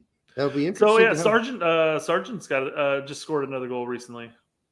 So he's having a pretty good preseason. Against who? Do we know? I don't know who they played. They don't show that shit. They would show who he played, of course, but they didn't show the game or anything like that. They could watch unless you want to pay whatever the $15 a month for their streaming service. Oh, I'm sure it's online somewhere. If you type in Norwich City, it'll give you into Google. It'll give you all the games they recently played, even the friendlies. Don't worry, guys. We're bringing up Hoppy soon. Okay. Diego's in the chat. This is the real one. It's the real Diego. All right. What's up, Diego? Good to hear from you, brother. Unless fake Diego's gone in and changed his name somehow. Diego, you need to tap into your influence and figure out for TAC who at Google or who at YouTube's fucking him right now. Dude, Diego has his own problems right now. Everybody and anybody under the sun that he hasn't talked to in the last 10 years is hitting him up for Dallas versus Inter Miami tickets right now. Oh, right. Makes sense. Yeah. Yeah. And he's just like, guys, really? Sorry. All right. Not going to help you out. I don't know if that's what he said or not, but. Caden Clark could end up Minnesota, probably where he belongs. Toronto or Atlanta is part of a loan deal and possibly the buy option. Yeah. This is just basically them saying, listen, he's not good enough for here. He looked like he would be many years ago when we signed him, but he never really amounted to much. And he didn't. He didn't amount much for Red Bulls. So, I mean, we said it. We've said it for a while. Doesn't look like it looks like he's already hit his fucking ceiling. And as a young player, that ceiling looked like, wow, if there's growth there, this is going to be a good player. But there wasn't any growth. His first couple seasons, he had bit minutes and he scored some really flashy goals. Yes. Ironically against Chicago. I'm not sure why that happened all the time, but it is what it is, I guess. Sure. But sounds like he's on his way back to MLS. And I could have swore he probably would have ended up in Belgium or Holland first before shipped back here, but if you're not going to, if I'm going to believe anybody on Caden News, it's going to be tacked. If you're not going to give him bit minutes just to show he's got something, then no one in Belgium's going to buy him either. So. Diego just said that Caden's coming back because he's homesick. He doesn't have that mentality. He has options in the Dutch league, but he prefers MLS. All right, because he's a friend of Tax, I'm not going to rip him up for that. But I mean, really, homesick. It's going the Donovan route. I mean, he's 19, 20 years old now. I guess soccer's not really that important to him, is all I'm saying. All right. Hey, everybody's got to make their own personal decision of what's more important. Becoming the best you can be by challenging yourself. Yeah. Or if being close to your family is more important and you're homesick and you're missing your friends and your family and they're more important to you, then that's what you decide. That's how it works. Not going to hold it necessarily against him. It's just that some people had very high hopes for him. But you know what? Those people don't matter to Caden. What matters to Caden is Caden. Yeah. I would like to see him give it a real try first, but maybe I already discounted him. So I just thought, I don't know. I had high hopes for him a couple years ago. Speaking of hopes, Brian DeMarco just says, did you guys purposely put Hoppy last so we'd stick around? I don't know.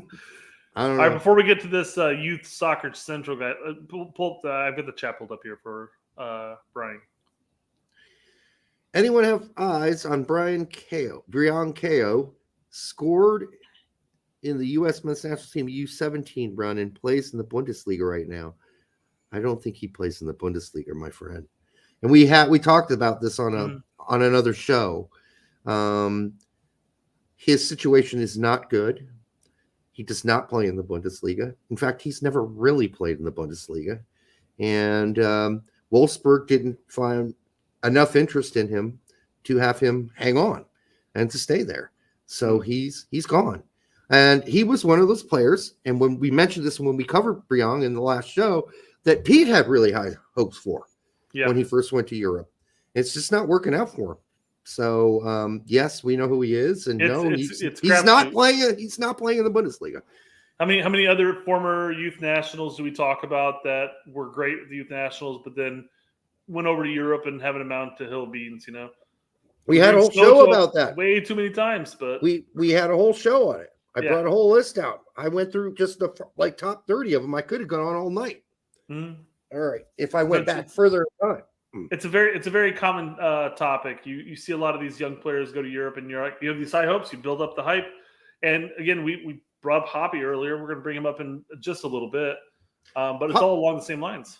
Yeah, Paulo Rudisil has reportedly signed for Feyenoord's U19 team. LA misses out on a phenomenal homegrown prospect. Not necessarily. I mean, if it doesn't work out, he'll probably go back to LA. We've seen that happen too. For a number of players, or somewhere in MLS. Since they haven't really been able to sign him, they still hold the first right to sign if he does come back. So but I see what they're saying. He's a homegrown prospect. They have the chance to sign him, but they're not because he's going to take his chances in Europe instead. Good for him. Let's see what he does.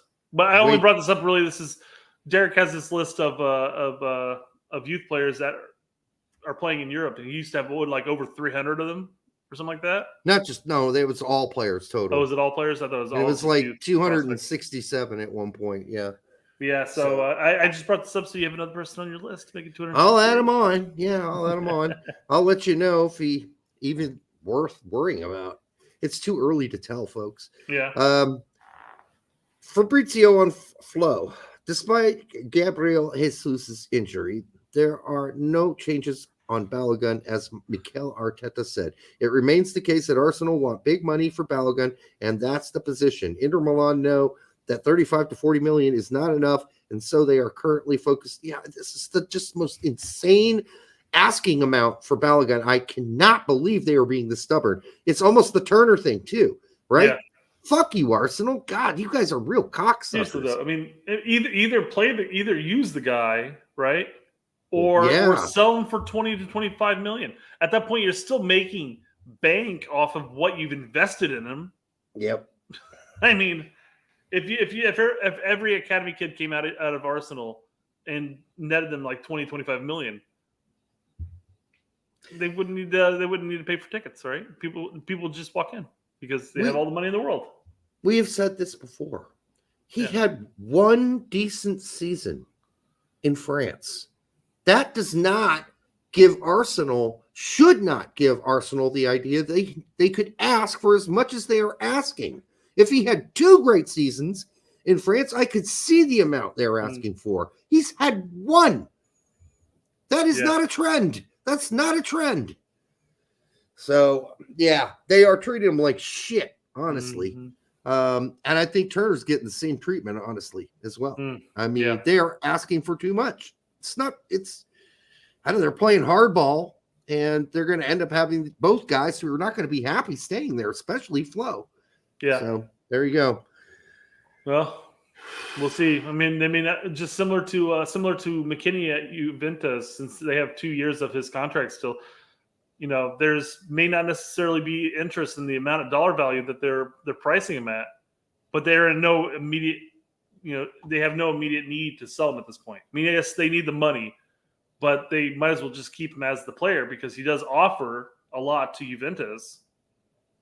He's going to stay. No, he is going to stay, and I do have another thing for him here in a second. I only brought him up in the sense that Juve has a price that people aren't necessarily going for right now, but they're not budging on that price. Yeah, they don't need to budge on that price because at this point they're like, well, let's just keep him for another season or at least half a season. All right, you send him over. He'll add a lot to it. So you send him over to Leeds, where he has 3 coaches, Poor. Plays in a handful of games and has a shitty team all around him, and he's expected to now be the best player on the team, and he doesn't playing out of position, yeah. And he doesn't have the greatest, bundle of games there. He's just reduced his value, and now you're going to pretend that never happened and ask for more? It's ridiculous. It's stupid. It doesn't even make sense if you're Juventus. Don't worry, Bentley. We're going to get to that. Diego does say that Wes is staying at Juventus, and I do have a thing pulled up for it. But yeah, we just said he's staying. Yeah, there's zero reason for Juve to budge on the price, and they see it's at least enough value that they're like, well, we're not going to budge on it. But let's be honest, the coach still likes him too. Okay, yeah. If he didn't like him, he wouldn't be even playing him in this tour. And he's starting in the tour, the U.S. tour. If he doesn't like the guy and doesn't think he's going to play a role, why are you wasting valuable preseason minutes on a guy you don't like and a guy that you aren't going to play? In fact, he did play, and he also had an assist last year, and a fucking hockey assist too on the first goal off the bar, and then bam in the goal for the other guy. Well, just had a solid performance at least. The pass to Weah was pretty awesome. The drive into the box was fabulous. I think he's going to play. I've noticed a lot of there were a lot of I think Leeds fans and Juve, sheep's clothing or sheepskin, going on and just bashing him already. I mean, I know he's been bashed by at least a portion of the fan base at Juve, but now it seems louder than normal. So. Yeah, they should just shut their fucking pie holes. Yeah. All right, move on. Gibberino, they're $5. Thank you, my friend. On Turner, Arsenal just don't rate him that highly and want Raya to push Ramsdale. Their asking price for him isn't believable. Wait for a better source. Well, who was our source? For the price of Turner. It's Fabrizio, right? Was it not? This is Balogun. I don't recall who it was, but I'm pretty sure it was still Otaku. Quoting somebody. But I don't know who the source was. Regardless, I mean, if the 18 million that the source was asking for, or was stating that they're asking for, isn't accurate, I would imagine that the negotiations with Force would be going on a little more publicly at this point. Mm-hmm. Still, maybe they don't rate him. That's fine. Then sell his ass. I mean, you bought him for a little over 7. Yeah, if you don't rate him, you still make money. If you don't rate him, sell him for what you're fucking willing to get for him, which is, if that's 12 mil, take the 12 mil. You just made 5 mil. You made 5 mil. You bought him for 7. You sold him at 12. I don't understand it. It should be even easier to do now, right? Chris Gary. I'll come back to this. And actually, let's go ahead. We'll do Chris Gary's first. Actually, go ahead. Chris Gary, $4.99. Thank you, brother. Drunk Super Chat. Here's a fraction of $4.99 just in case you get tacked. Sorry, Derek. I'm writing off Hoppy. I'd love to eat crow on this one. Me too. I would too. We'll let Hoppy right after this one, just because Diego is correcting you on something here. Thanks, Chris. I appreciate it, Chris. Yeah. So. No, I know it's not the coach's decision. It definitely is not Allegri's decision. However, I don't think that Allegri and Weston dislike each other. I don't think that they're at loggerheads. I just think that, how can you not like Weston McKennie, first of all? How can you not like him as a person? There's always a portion of the fan base, whatever team he plays for, that seems to dog on him all the time. Dicks. So it may not have been the coach that decided to keep him, but now that he's got him, he's going to play him, He's going to play him. He's going to try to figure it out. He goes on to saying Allegri was over Wes. The new sporting director stepped in, and Wes made the most of it. That's why they retracted the leak that Wes was out of the plans. So apparently Allegri was not – I don't know if was over Wes means that basically he's moving on from Wes at that point, or if there was some level of butthurt from requesting the loan that occurred in January. I don't know. I think there's Diego probably knows more than I do, of course. Well, Diego could tell us, but I'm just telling you that. If you're Juventus and you got a player that's playing regularly on your team, and he comes to you and says, "Hey, coach, I want to leave," or whoever, I want to leave so I can go play with my buddy Adams in Leeds. Yeah, that's not what they want to hear. So there you go. I'm sure the coach was like, "What? I play you every game. You don't want to play for me anymore?" Yeah, I'm sure it hurt his feelings. Well, I mean, there was obviously the big talk that Juve was strapped for cash. Yes, and Wes is quite frankly is a big money player that he'll bring in the money, because at the very minimum, this is one thing that people talk about with American players anyways, is why a lot of these big teams are picking up American players, because they get the American bucks from viewership, merchandise, all that shit. It's the marketing plan. It's a marketing plan. Although I don't know how you can sit there and say that Pulisic's move to AC Milan is a marketing plan. Yeah, there's probably going to be a bump in your viewership and merchandise and all that shit, but they'll get a bump. Good luck. It was only a small percentage marketing, I think, for Pulisic, but we'll see how that turns out. So far, preseason wise, outside of the game against that third division team or whatever the fuck it was, it's not looking great. Yeah. He's playing it outright, though. That's not a spot. San Jose Earthquakes assigned U.S. men's national team forward Matthew Hoppe on loan from Middlesbrough through next summer. Hoppe, 22, has struggled for playing time since leaving Schalke in 2021 for Mallorca and then Borough. He has 8 U.S. men's national team caps, and God, I don't know. Maybe I'll make a phone call and just see how things are going. But honestly, yeah, I mean, he should play at San Jose, but then we thought he'd play at Mallorca, and we thought he'd play at Borough. Well, Mallorca, obviously, there's the talk of him not speaking Spanish, and that definitely plays a factor. And we've had enough people tell us that if you go into the Spanish teams with a certain type of attitude, if you will, not necessarily a bad attitude, but like I'm better than this fucker over here type of attitude. Yeah. Unless you literally are better than this fucker over here, but that's a bit different. But so somebody had responded to this saying, "Oh, this will be great for his career. He'll be able to get back on the course." And somebody responded like, "How is this going to be good for his career by going to MLS?" I go, "Getting playing time will be good for his career. Anything at this point, playing anywhere would be better for his career than riding pine at a low table SPL side or not playing at a championship side. He needs to play." Yeah, he does need to play. At some point, this cannot go on indefinitely. The loan to Scotland was bad. That didn't turn out like we thought it was. We thought he would go there, and for sure. Yeah. That would be a good loan. Nope. So, the question becomes, did the Hoppe we see early on, is that really not Hoppe? Or is it attitudinal? Or is it something else we just don't know about? Like, is it, is he kind of a dick on the field, nice guy off the field? But if you're a dick on the field, people don't know you're a nice guy on the field. It's gotta be a little bit of B and a little bit of C, right? I feel like the Hoppe we saw him at Schalke perform, scored some goals. Of course, most of those goals occurred in 2 games, I understand. But he still played, still performed. He played at the Gold Cup and was consistent throughout the Gold Cup. I thought he's one of the best players on that Gold Cup. 100%. Was the best, I would say. Outside of maybe Turner. But yeah. But yeah, so there's got to be a bit of an attitude issue. There's got to be a bit of something else. There's something we're not knowing. Something it's I'm afraid. Skill based, because at some point, low table SPL. Fuck. Ian Harkes played.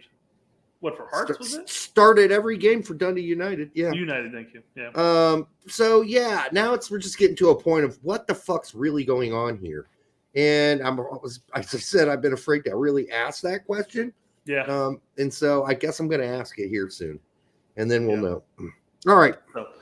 All right. Xavi told Alemany that he had to terminate Serginho Dest's contract. No club is interested in the player. Nobody wants him. Wow. I don't know if there's any truth to the fact that nobody wants him. There's a lot of talk throughout the summer of Union Berlin. Yeah, wanting him. Now, of course, I don't know what the price that Barcelona was asking for or what. Well, now they don't seem to care. They're just going to cut him loose. Well, that's the that weird doesn't thing, make right? any sense. Sell him $2. Yeah, exactly. Like what? Union Berlin. There has to be some interest somewhere. Just from his U.S. men's national team performances, you can't go off based off of his club performances for the last 2 years. It's been non-existent. So basing it off of his performances with the national team, with the World Cup, qualifiers, and all that shit, I would guarantee you that there is some interest somewhere in Europe. Just sell him probably in Holland. $500,000, $500,000 in a fucking 24-pack of Belgian beer. Seriously. They could have made something out of it. This isn't adding up. This is not adding up at all. Yeah. I don't understand why they would terminate his contract, but it's a thing. It happened. He's out. This could be the best thing because now he has the option to pick his team rather than going off of Food Bark and says, hey, this is the highest bidder. We're going. Oh, this is official? I've seen it all over Twitter. I don't know if it's somebody correct me if I'm wrong here, but that sounds like I don't know who. Yeah, there's enough people that I saw here that posted this. Yeah, I don't know who fucking Barca Universal is. So no, I'm not taking this as an official fucking statement from the club. Sure, no, I'm not. So there we go. And when I hear it from the club and it's officially news, where I can see the quote from Xavi and see a quote from Alemany, then I'll believe it. Curious transfer because this doesn't make any fucking logical sense. You sell them for a bucket of clams at least, and maybe a side of lobster and a couple steaks. You don't just say, "Oh, yep, fuck it." Transfer market still isn't at Barcelona, so go with that, I guess. There you go. I don't know. I'll believe it when I see it. Oh yeah, exactly. Let's wait. Bad business. There's been enough people, and I even believe Tact posted about this. So I don't know. Tact is not Fabrizio Romano, so fair enough. Yeah, I'm not. I will wait for an official. And then I'll wait for Diego to say something here.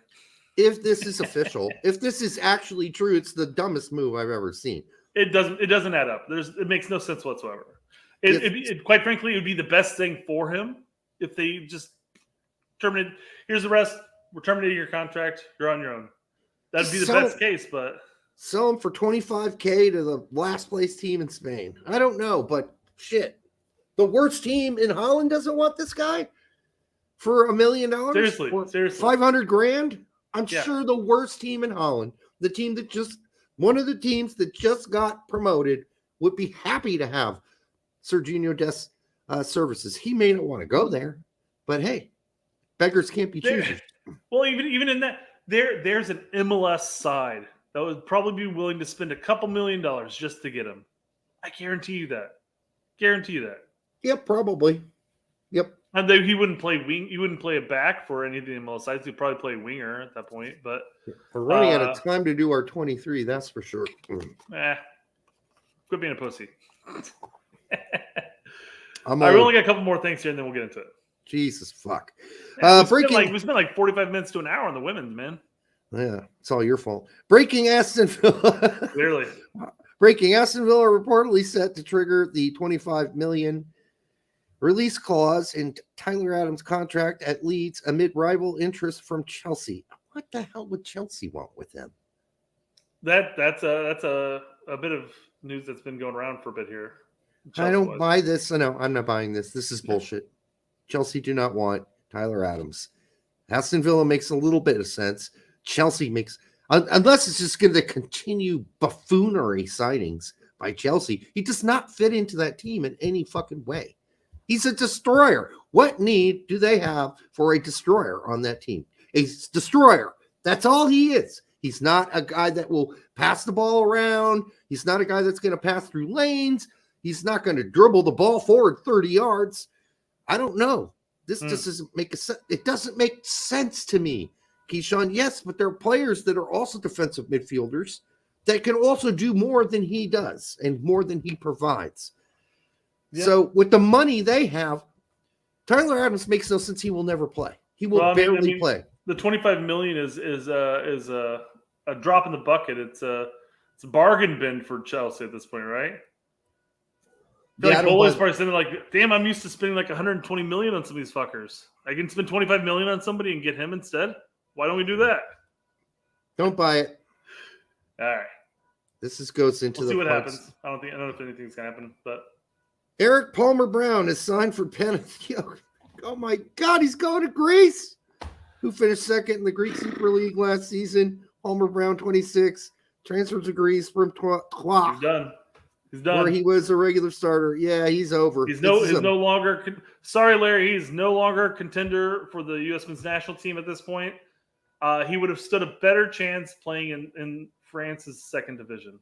He would have stood a better chance in fucking Turkey. Honestly, seriously. Greece is where you go to disappear.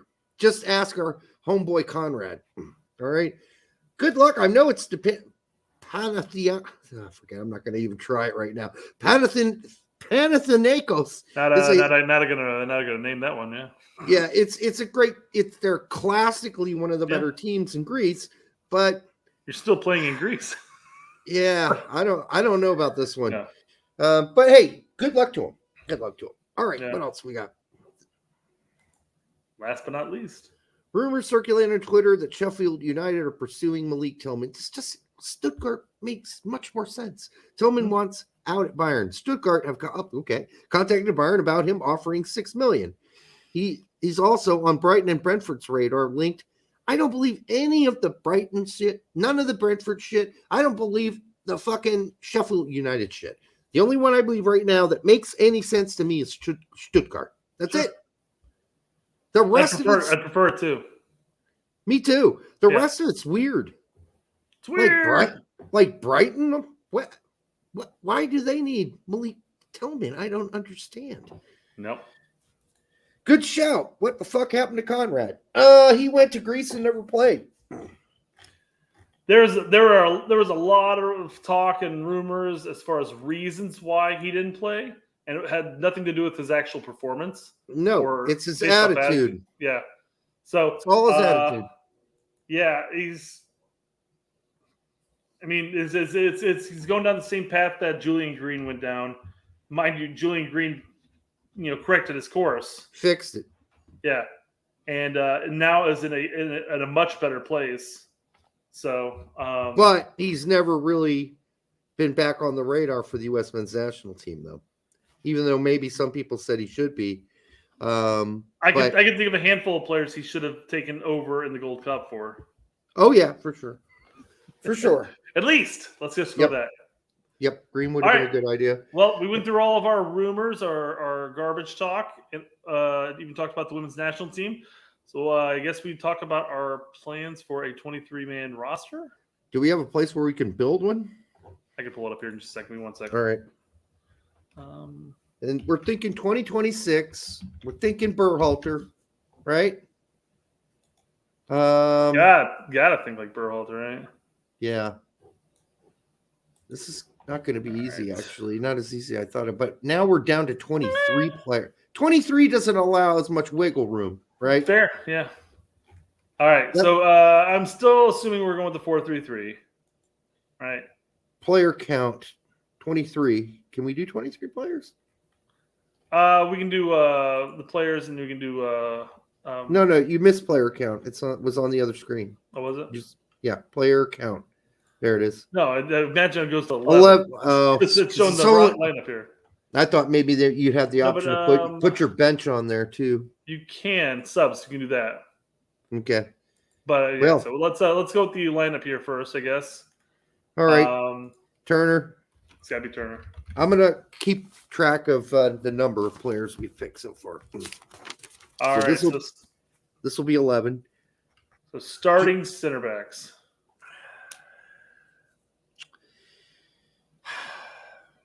Man, I just think it's going to be one of them's definitely going to be Richards. Yeah, and I'm going to assume that nothing's going to change in Berhalter initially, and I don't know about 2026. No, we got to think 2026. Okay, well, we'll look back on this a year from now, or right before the World Cup, and see how idiotic we were. Okay, so we got Richards. You know who I'm going with, CCV. Yeah. I mean, yeah. It's got. I don't think he's going to make up with Brooks. There's no Brooks. No Brooks. Austin Trusty's now playing for another EPL side. No Zimmerman, no Long. Those days are over. The only guy that really has a chance.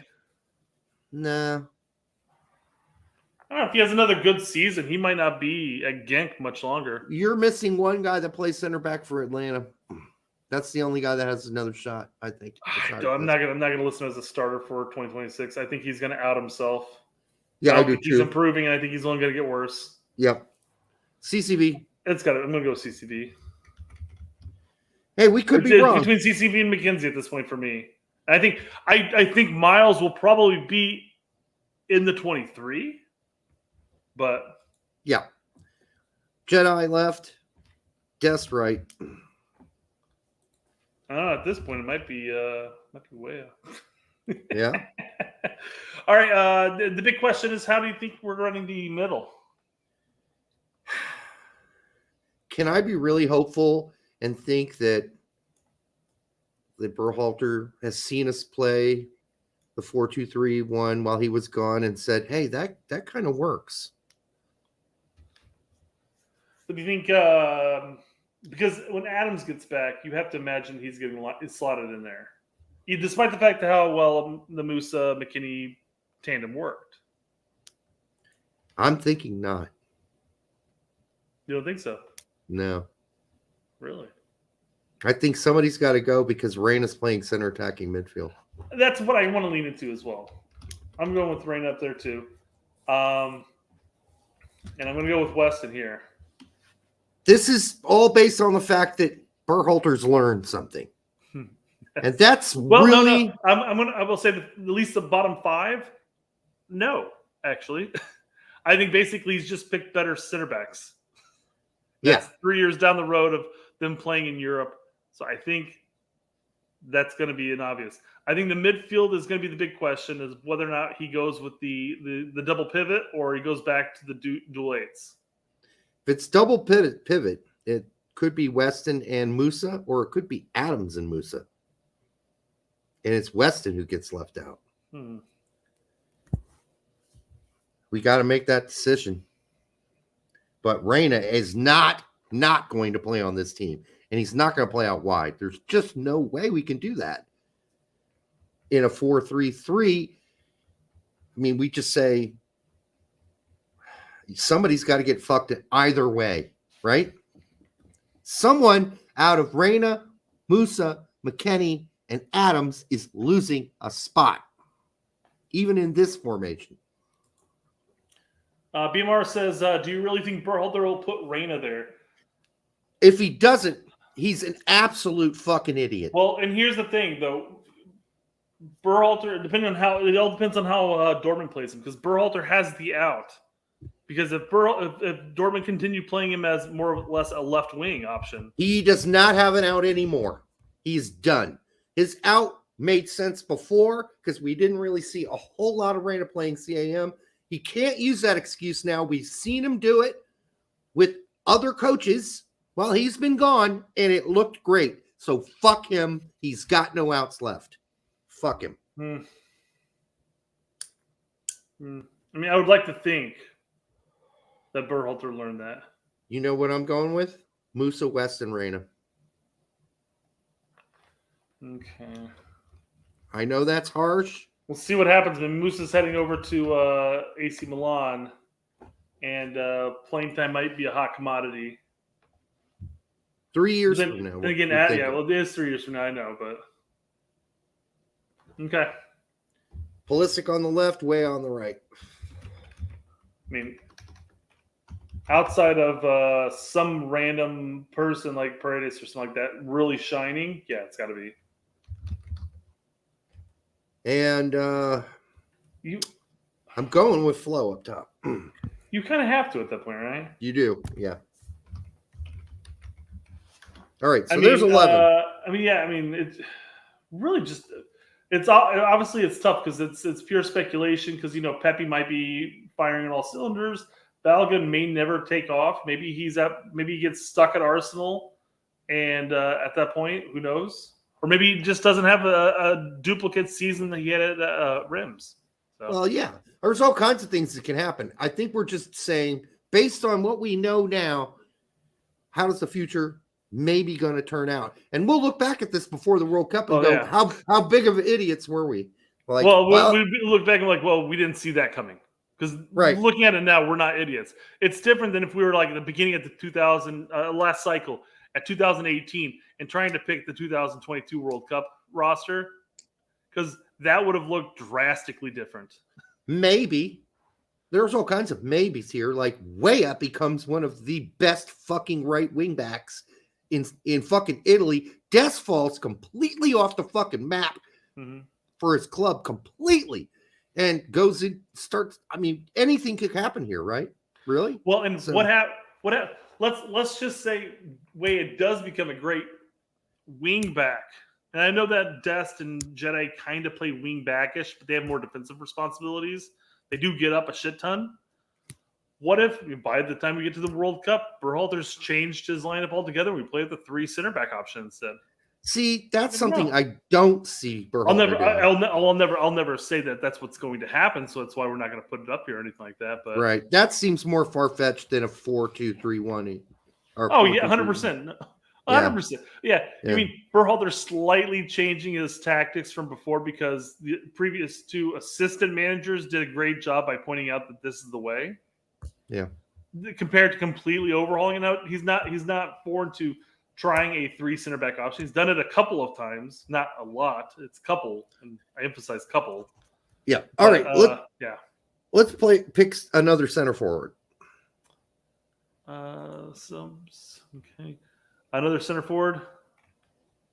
How many we got there? 11. So that'll be 22 total if we use this up. Okay. I'm going to go right in Pepe. I'm just assuming at this point. Yep. Most likely the option, right? Yep. Pepe. Do we take another center forward?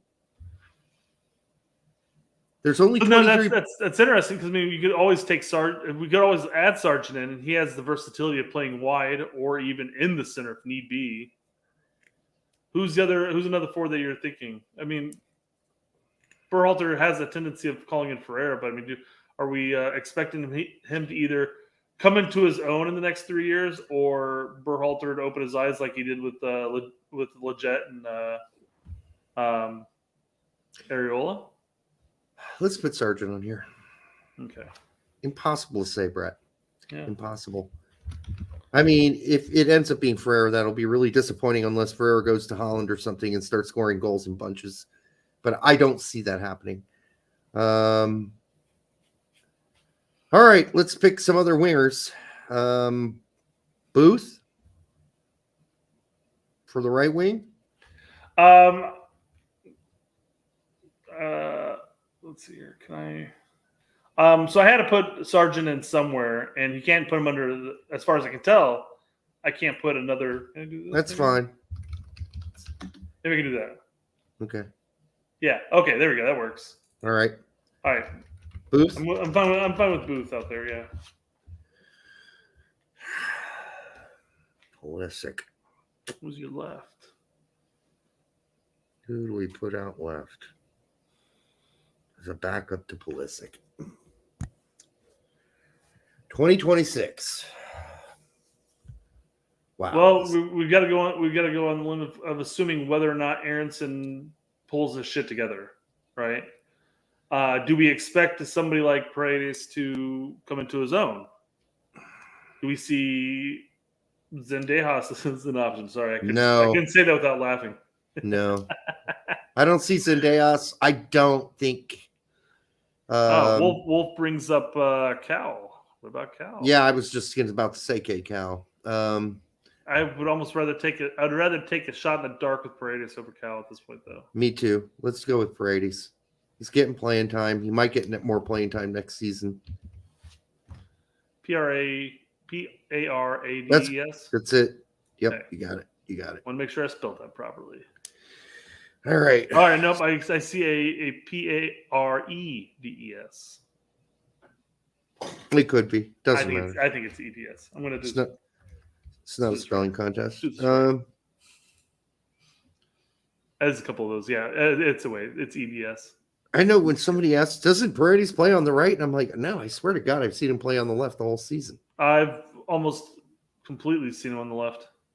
Not to say that he won't switch fields from time to time, but I don't think I've ever seen him play on the right ever. Got it. It's like see now Wolf saying switch Booth and Paredes. Now Booth has predominantly only played on the right. Yeah. So no, I can't. Yeah, not going to do it. Booth has only played it on the right for Utrecht all season long, so we can't switch that. Do we have a natural center attacking midfielder replacement? I mean, currently as it stands, it's Aronson, but I don't think Aronson's going to make it. I hate being that negative, but I just don't see him making it. BMR's asking about Paxton, though. Yeah, I mean, I think there's more likely his brother makes it. Oh, here we go. Jasper's got it. Malik Tillman. Actually, Wesley had it first. Oh, Wolf had it first. Tillman. Do we really have that strong belief already? This is doing well enough with Rangers. In his trajectory? Who are other options? Paxton, Aronson. There you go. You're right. No, Wolf has the better option here. It's Gutierrez. Yeah. All right, Chicago. All right. Let's just put Aronson there. Is it Ferreira? Could be, because that'd actually be a more natural position for him. If he continues to play at FC Dallas, he's going to continue playing at the 9. I mean, will we at 3 years from now still consider him as a viable 9? Or not 9, sorry, 10. You know, they had the opportunity to play him as a 10 in the Gold Cup. Instead, they threw him out wide. Yeah, so we brought Vasquez in, yeah. So maybe they don't think he can play that position. I don't know. It seems stupid to me, but you know what? I'm just going to put Aronson there, and then 2 years from now, when we look at this, we would have gotten it right if it's either one of them. Yeah, it's a good one.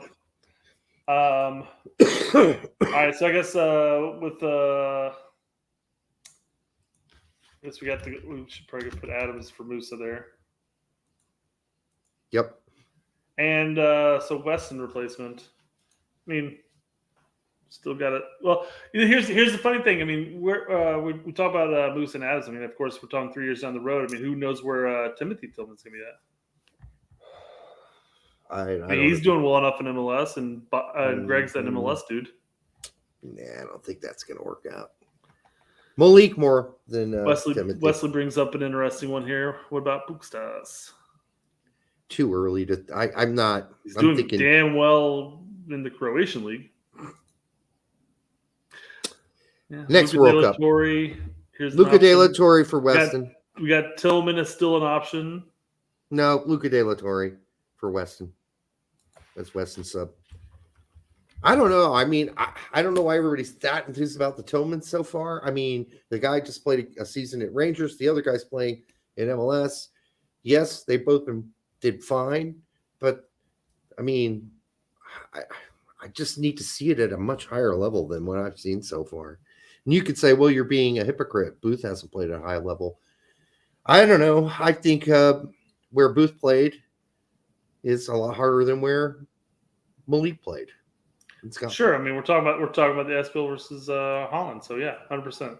Yeah.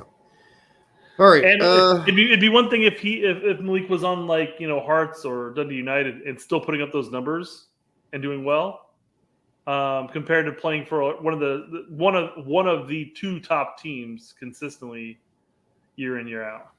So we're getting down to the point where, since we have two up there for backups for Balogun, we're at 18 right now. We're going to have to remove somebody, because unless we don't plan to have two backup center backs and two backup left back, right back, because then we only have two goalkeepers.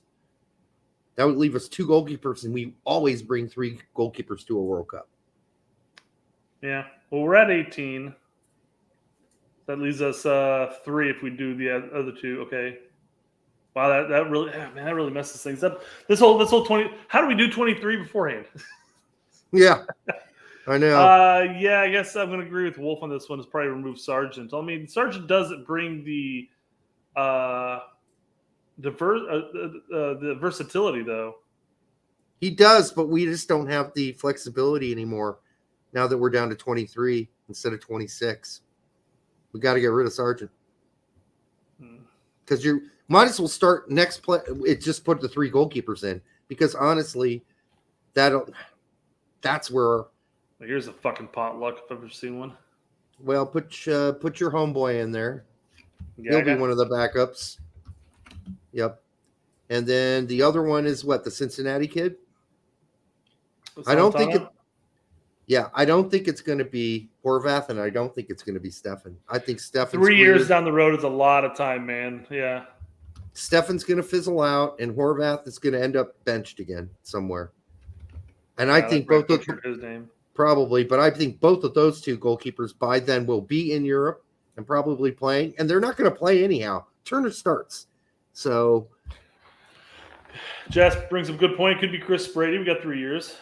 Possible. I mean, you're flipping a coin though between exactly. That's what I'm saying. Yeah, this is Gaga, Salentino, and Brady. It's really just a fucking coin flip. So that really reduces the amount of players that we can put on here now. We're talking about 3 more players. The one I was questioning with Sargent is he can play wing. If he's playing well and doing well, I mean, we're putting a lot of hope and prayers in with Paredes. Paredes is definitely a viable left back or left option that we're hoping pans out.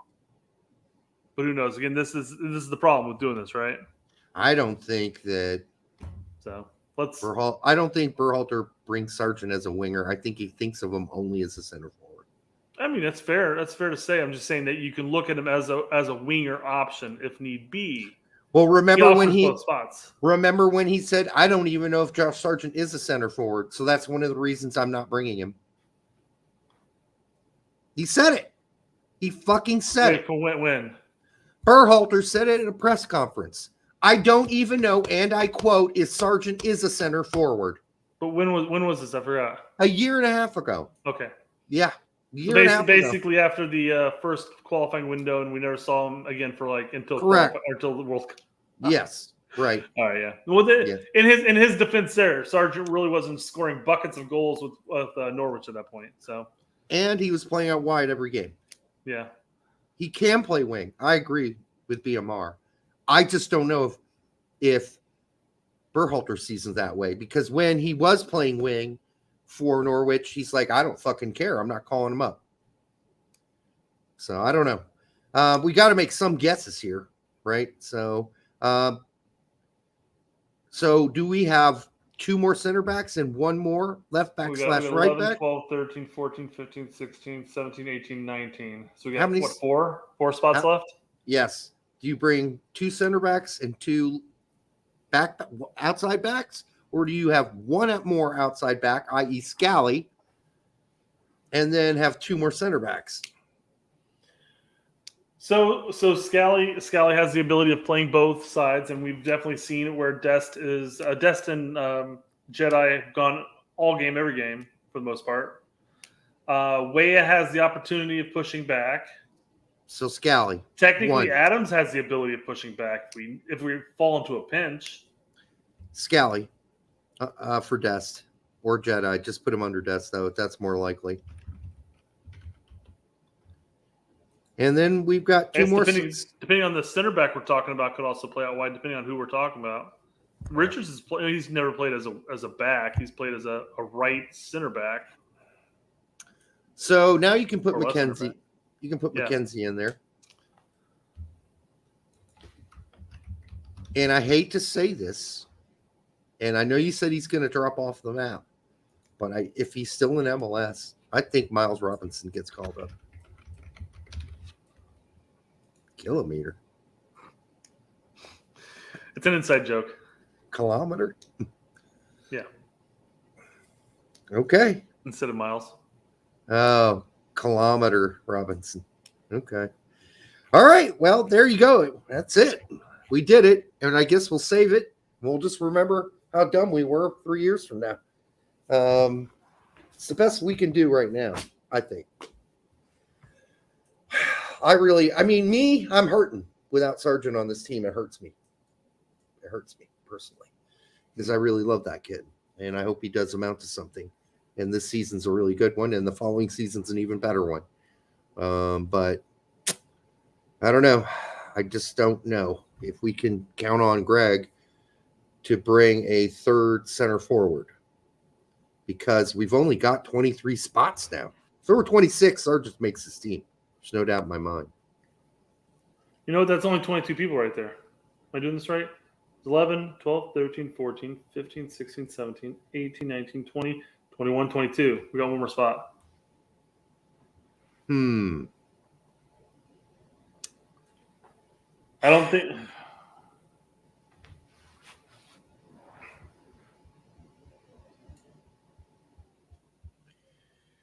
Yeah. So does Jedi need a backup?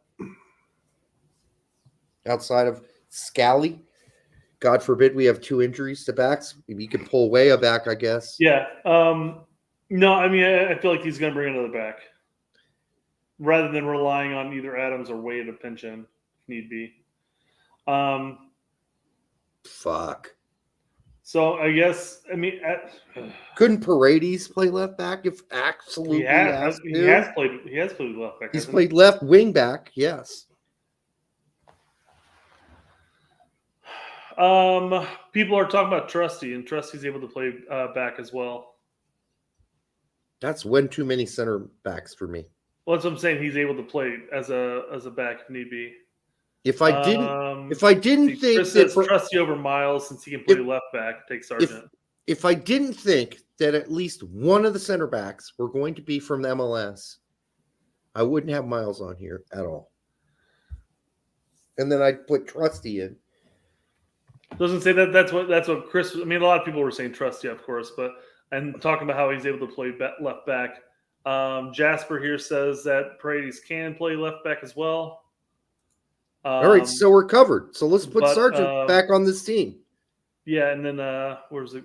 Chris Gary said Trusty over Miles, since he can play left back, and then take Sargent. I agree, but MLS guys making this team in the center back. Well, we have 2. Well, we only have. I was going to say we have 2 MLS goalkeepers, but we only have 1. Yeah, that'd be a really weird 23, actually, if there were 0 MLS players on it. Weird in the sense that I don't believe that they would do it. I don't either. There at least have to be 1, right? There has to be one MLS player on this team for Gregg. I mean, we don't think so, but yeah. I agree. Okay. So we stuck with Surge. So let's go put him back on, yeah. Because he is diverse. He can play CAM. He can play, because we saw him play behind Pookie all season as a second striker / CAM. We've seen him play out wide. He can do all of that. I'll tell you one thing, man. Playing out of position for as long as Sarge has, his passing has become on fucking par. Yeah, I'd agree. Just downright pinpoint that shit. Yep. Okay. Definitely potluck, guys. I feel like regardless, in 3 years, most of these players will probably be there because they're young enough and they're at the high point of their career that we at least got at least 60%. I think we've got at least 75 at this point. I think we're about 75 to 80% right here. I mean, we're putting a lot of our eggs in with Booth and Paredes as an example. Who knows what's going to happen with Kilometer and McKenzie, or even CCV for that matter. I think our backs are pretty spot fucking on. And goalkeepers are questionable, but who knows? Yeah, I'm not going to even count them, because the only one that makes a difference is the first one. Because no one else is going to play. So, BMR here says, I feel like Berhalter will put Ferreira on the roster. Very likely. Very possible. It is. It is very possible, BMR. You're probably right. I stretched, except for the fact that Aronson and both Aronsons are former MLS players, and I think Gregg will give them a pass. So, Neil Goldring here says, why don't you guys predict the September? Well, we're hard pressed on topics as is. I mean, as you can tell, this nothing burger of a topic between the women's national team and the predicting 23-man roster still took 2 hours and 30 minutes. Yeah, we'll get to it. Trust me, we will. But we're saving that for I like this comment. If Miles leaves MLS, he's got no chance. Yeah, because he'll, as you said, he'll get exposed. Yeah, he will. Well, he'll no longer be in MLS, right? Right. That makes it much more difficult for him. But you don't know. We don't. There's so many maybes in picking a team this early on. But it'll be fun to go back 2 years from now and look at this and go, "Oh my God, Guest's career totally fell apart." The hell, we can do this a year from now, and then a year from now, and then a year from now, and update it every year. Yeah. Okay. And then, cool. By the time the World Cup comes around, we'll have a video of us doing this prediction, and it'll just be the final thing where I'll scroll out here and we can see exactly who we got. Can't go that much. Who we got right and who we got wrong. There we go. Yeah. Look at that. You can't see how the names are all bleeding together because I zoomed out. No. There we go. That's good enough. Good enough. Yep. Now we have a screen cap that we can pull up and we can just make fun of ourselves later on, right? Yeah. Yep. Exactly. All right. Well, that leads me to saying, hey, it's been great. It's been a fucking long night for a show with no fucking topics. Don't count on Soto or Conrad. Oh, I'm not giving up on Soto. He's at Klagenfurt. All right.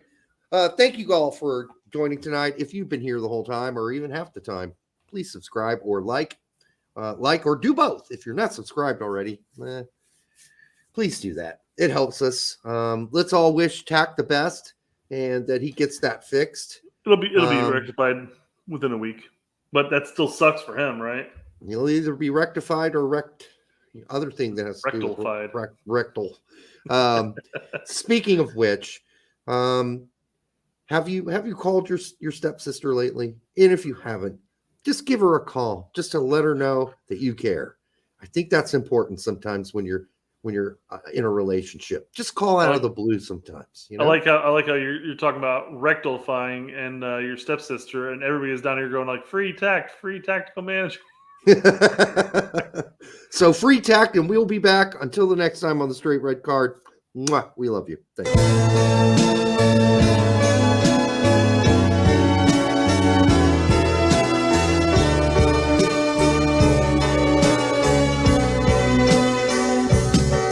She's a trap, she's an unsung novel, turn a lap and get your whole world dazzled on the line, or a phone call with or without wine.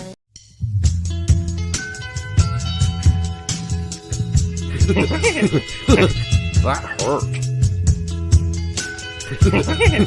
I'm tuned in like crazy, and I'm pretending like I know what they're doing, and I'm articulate and intelligent.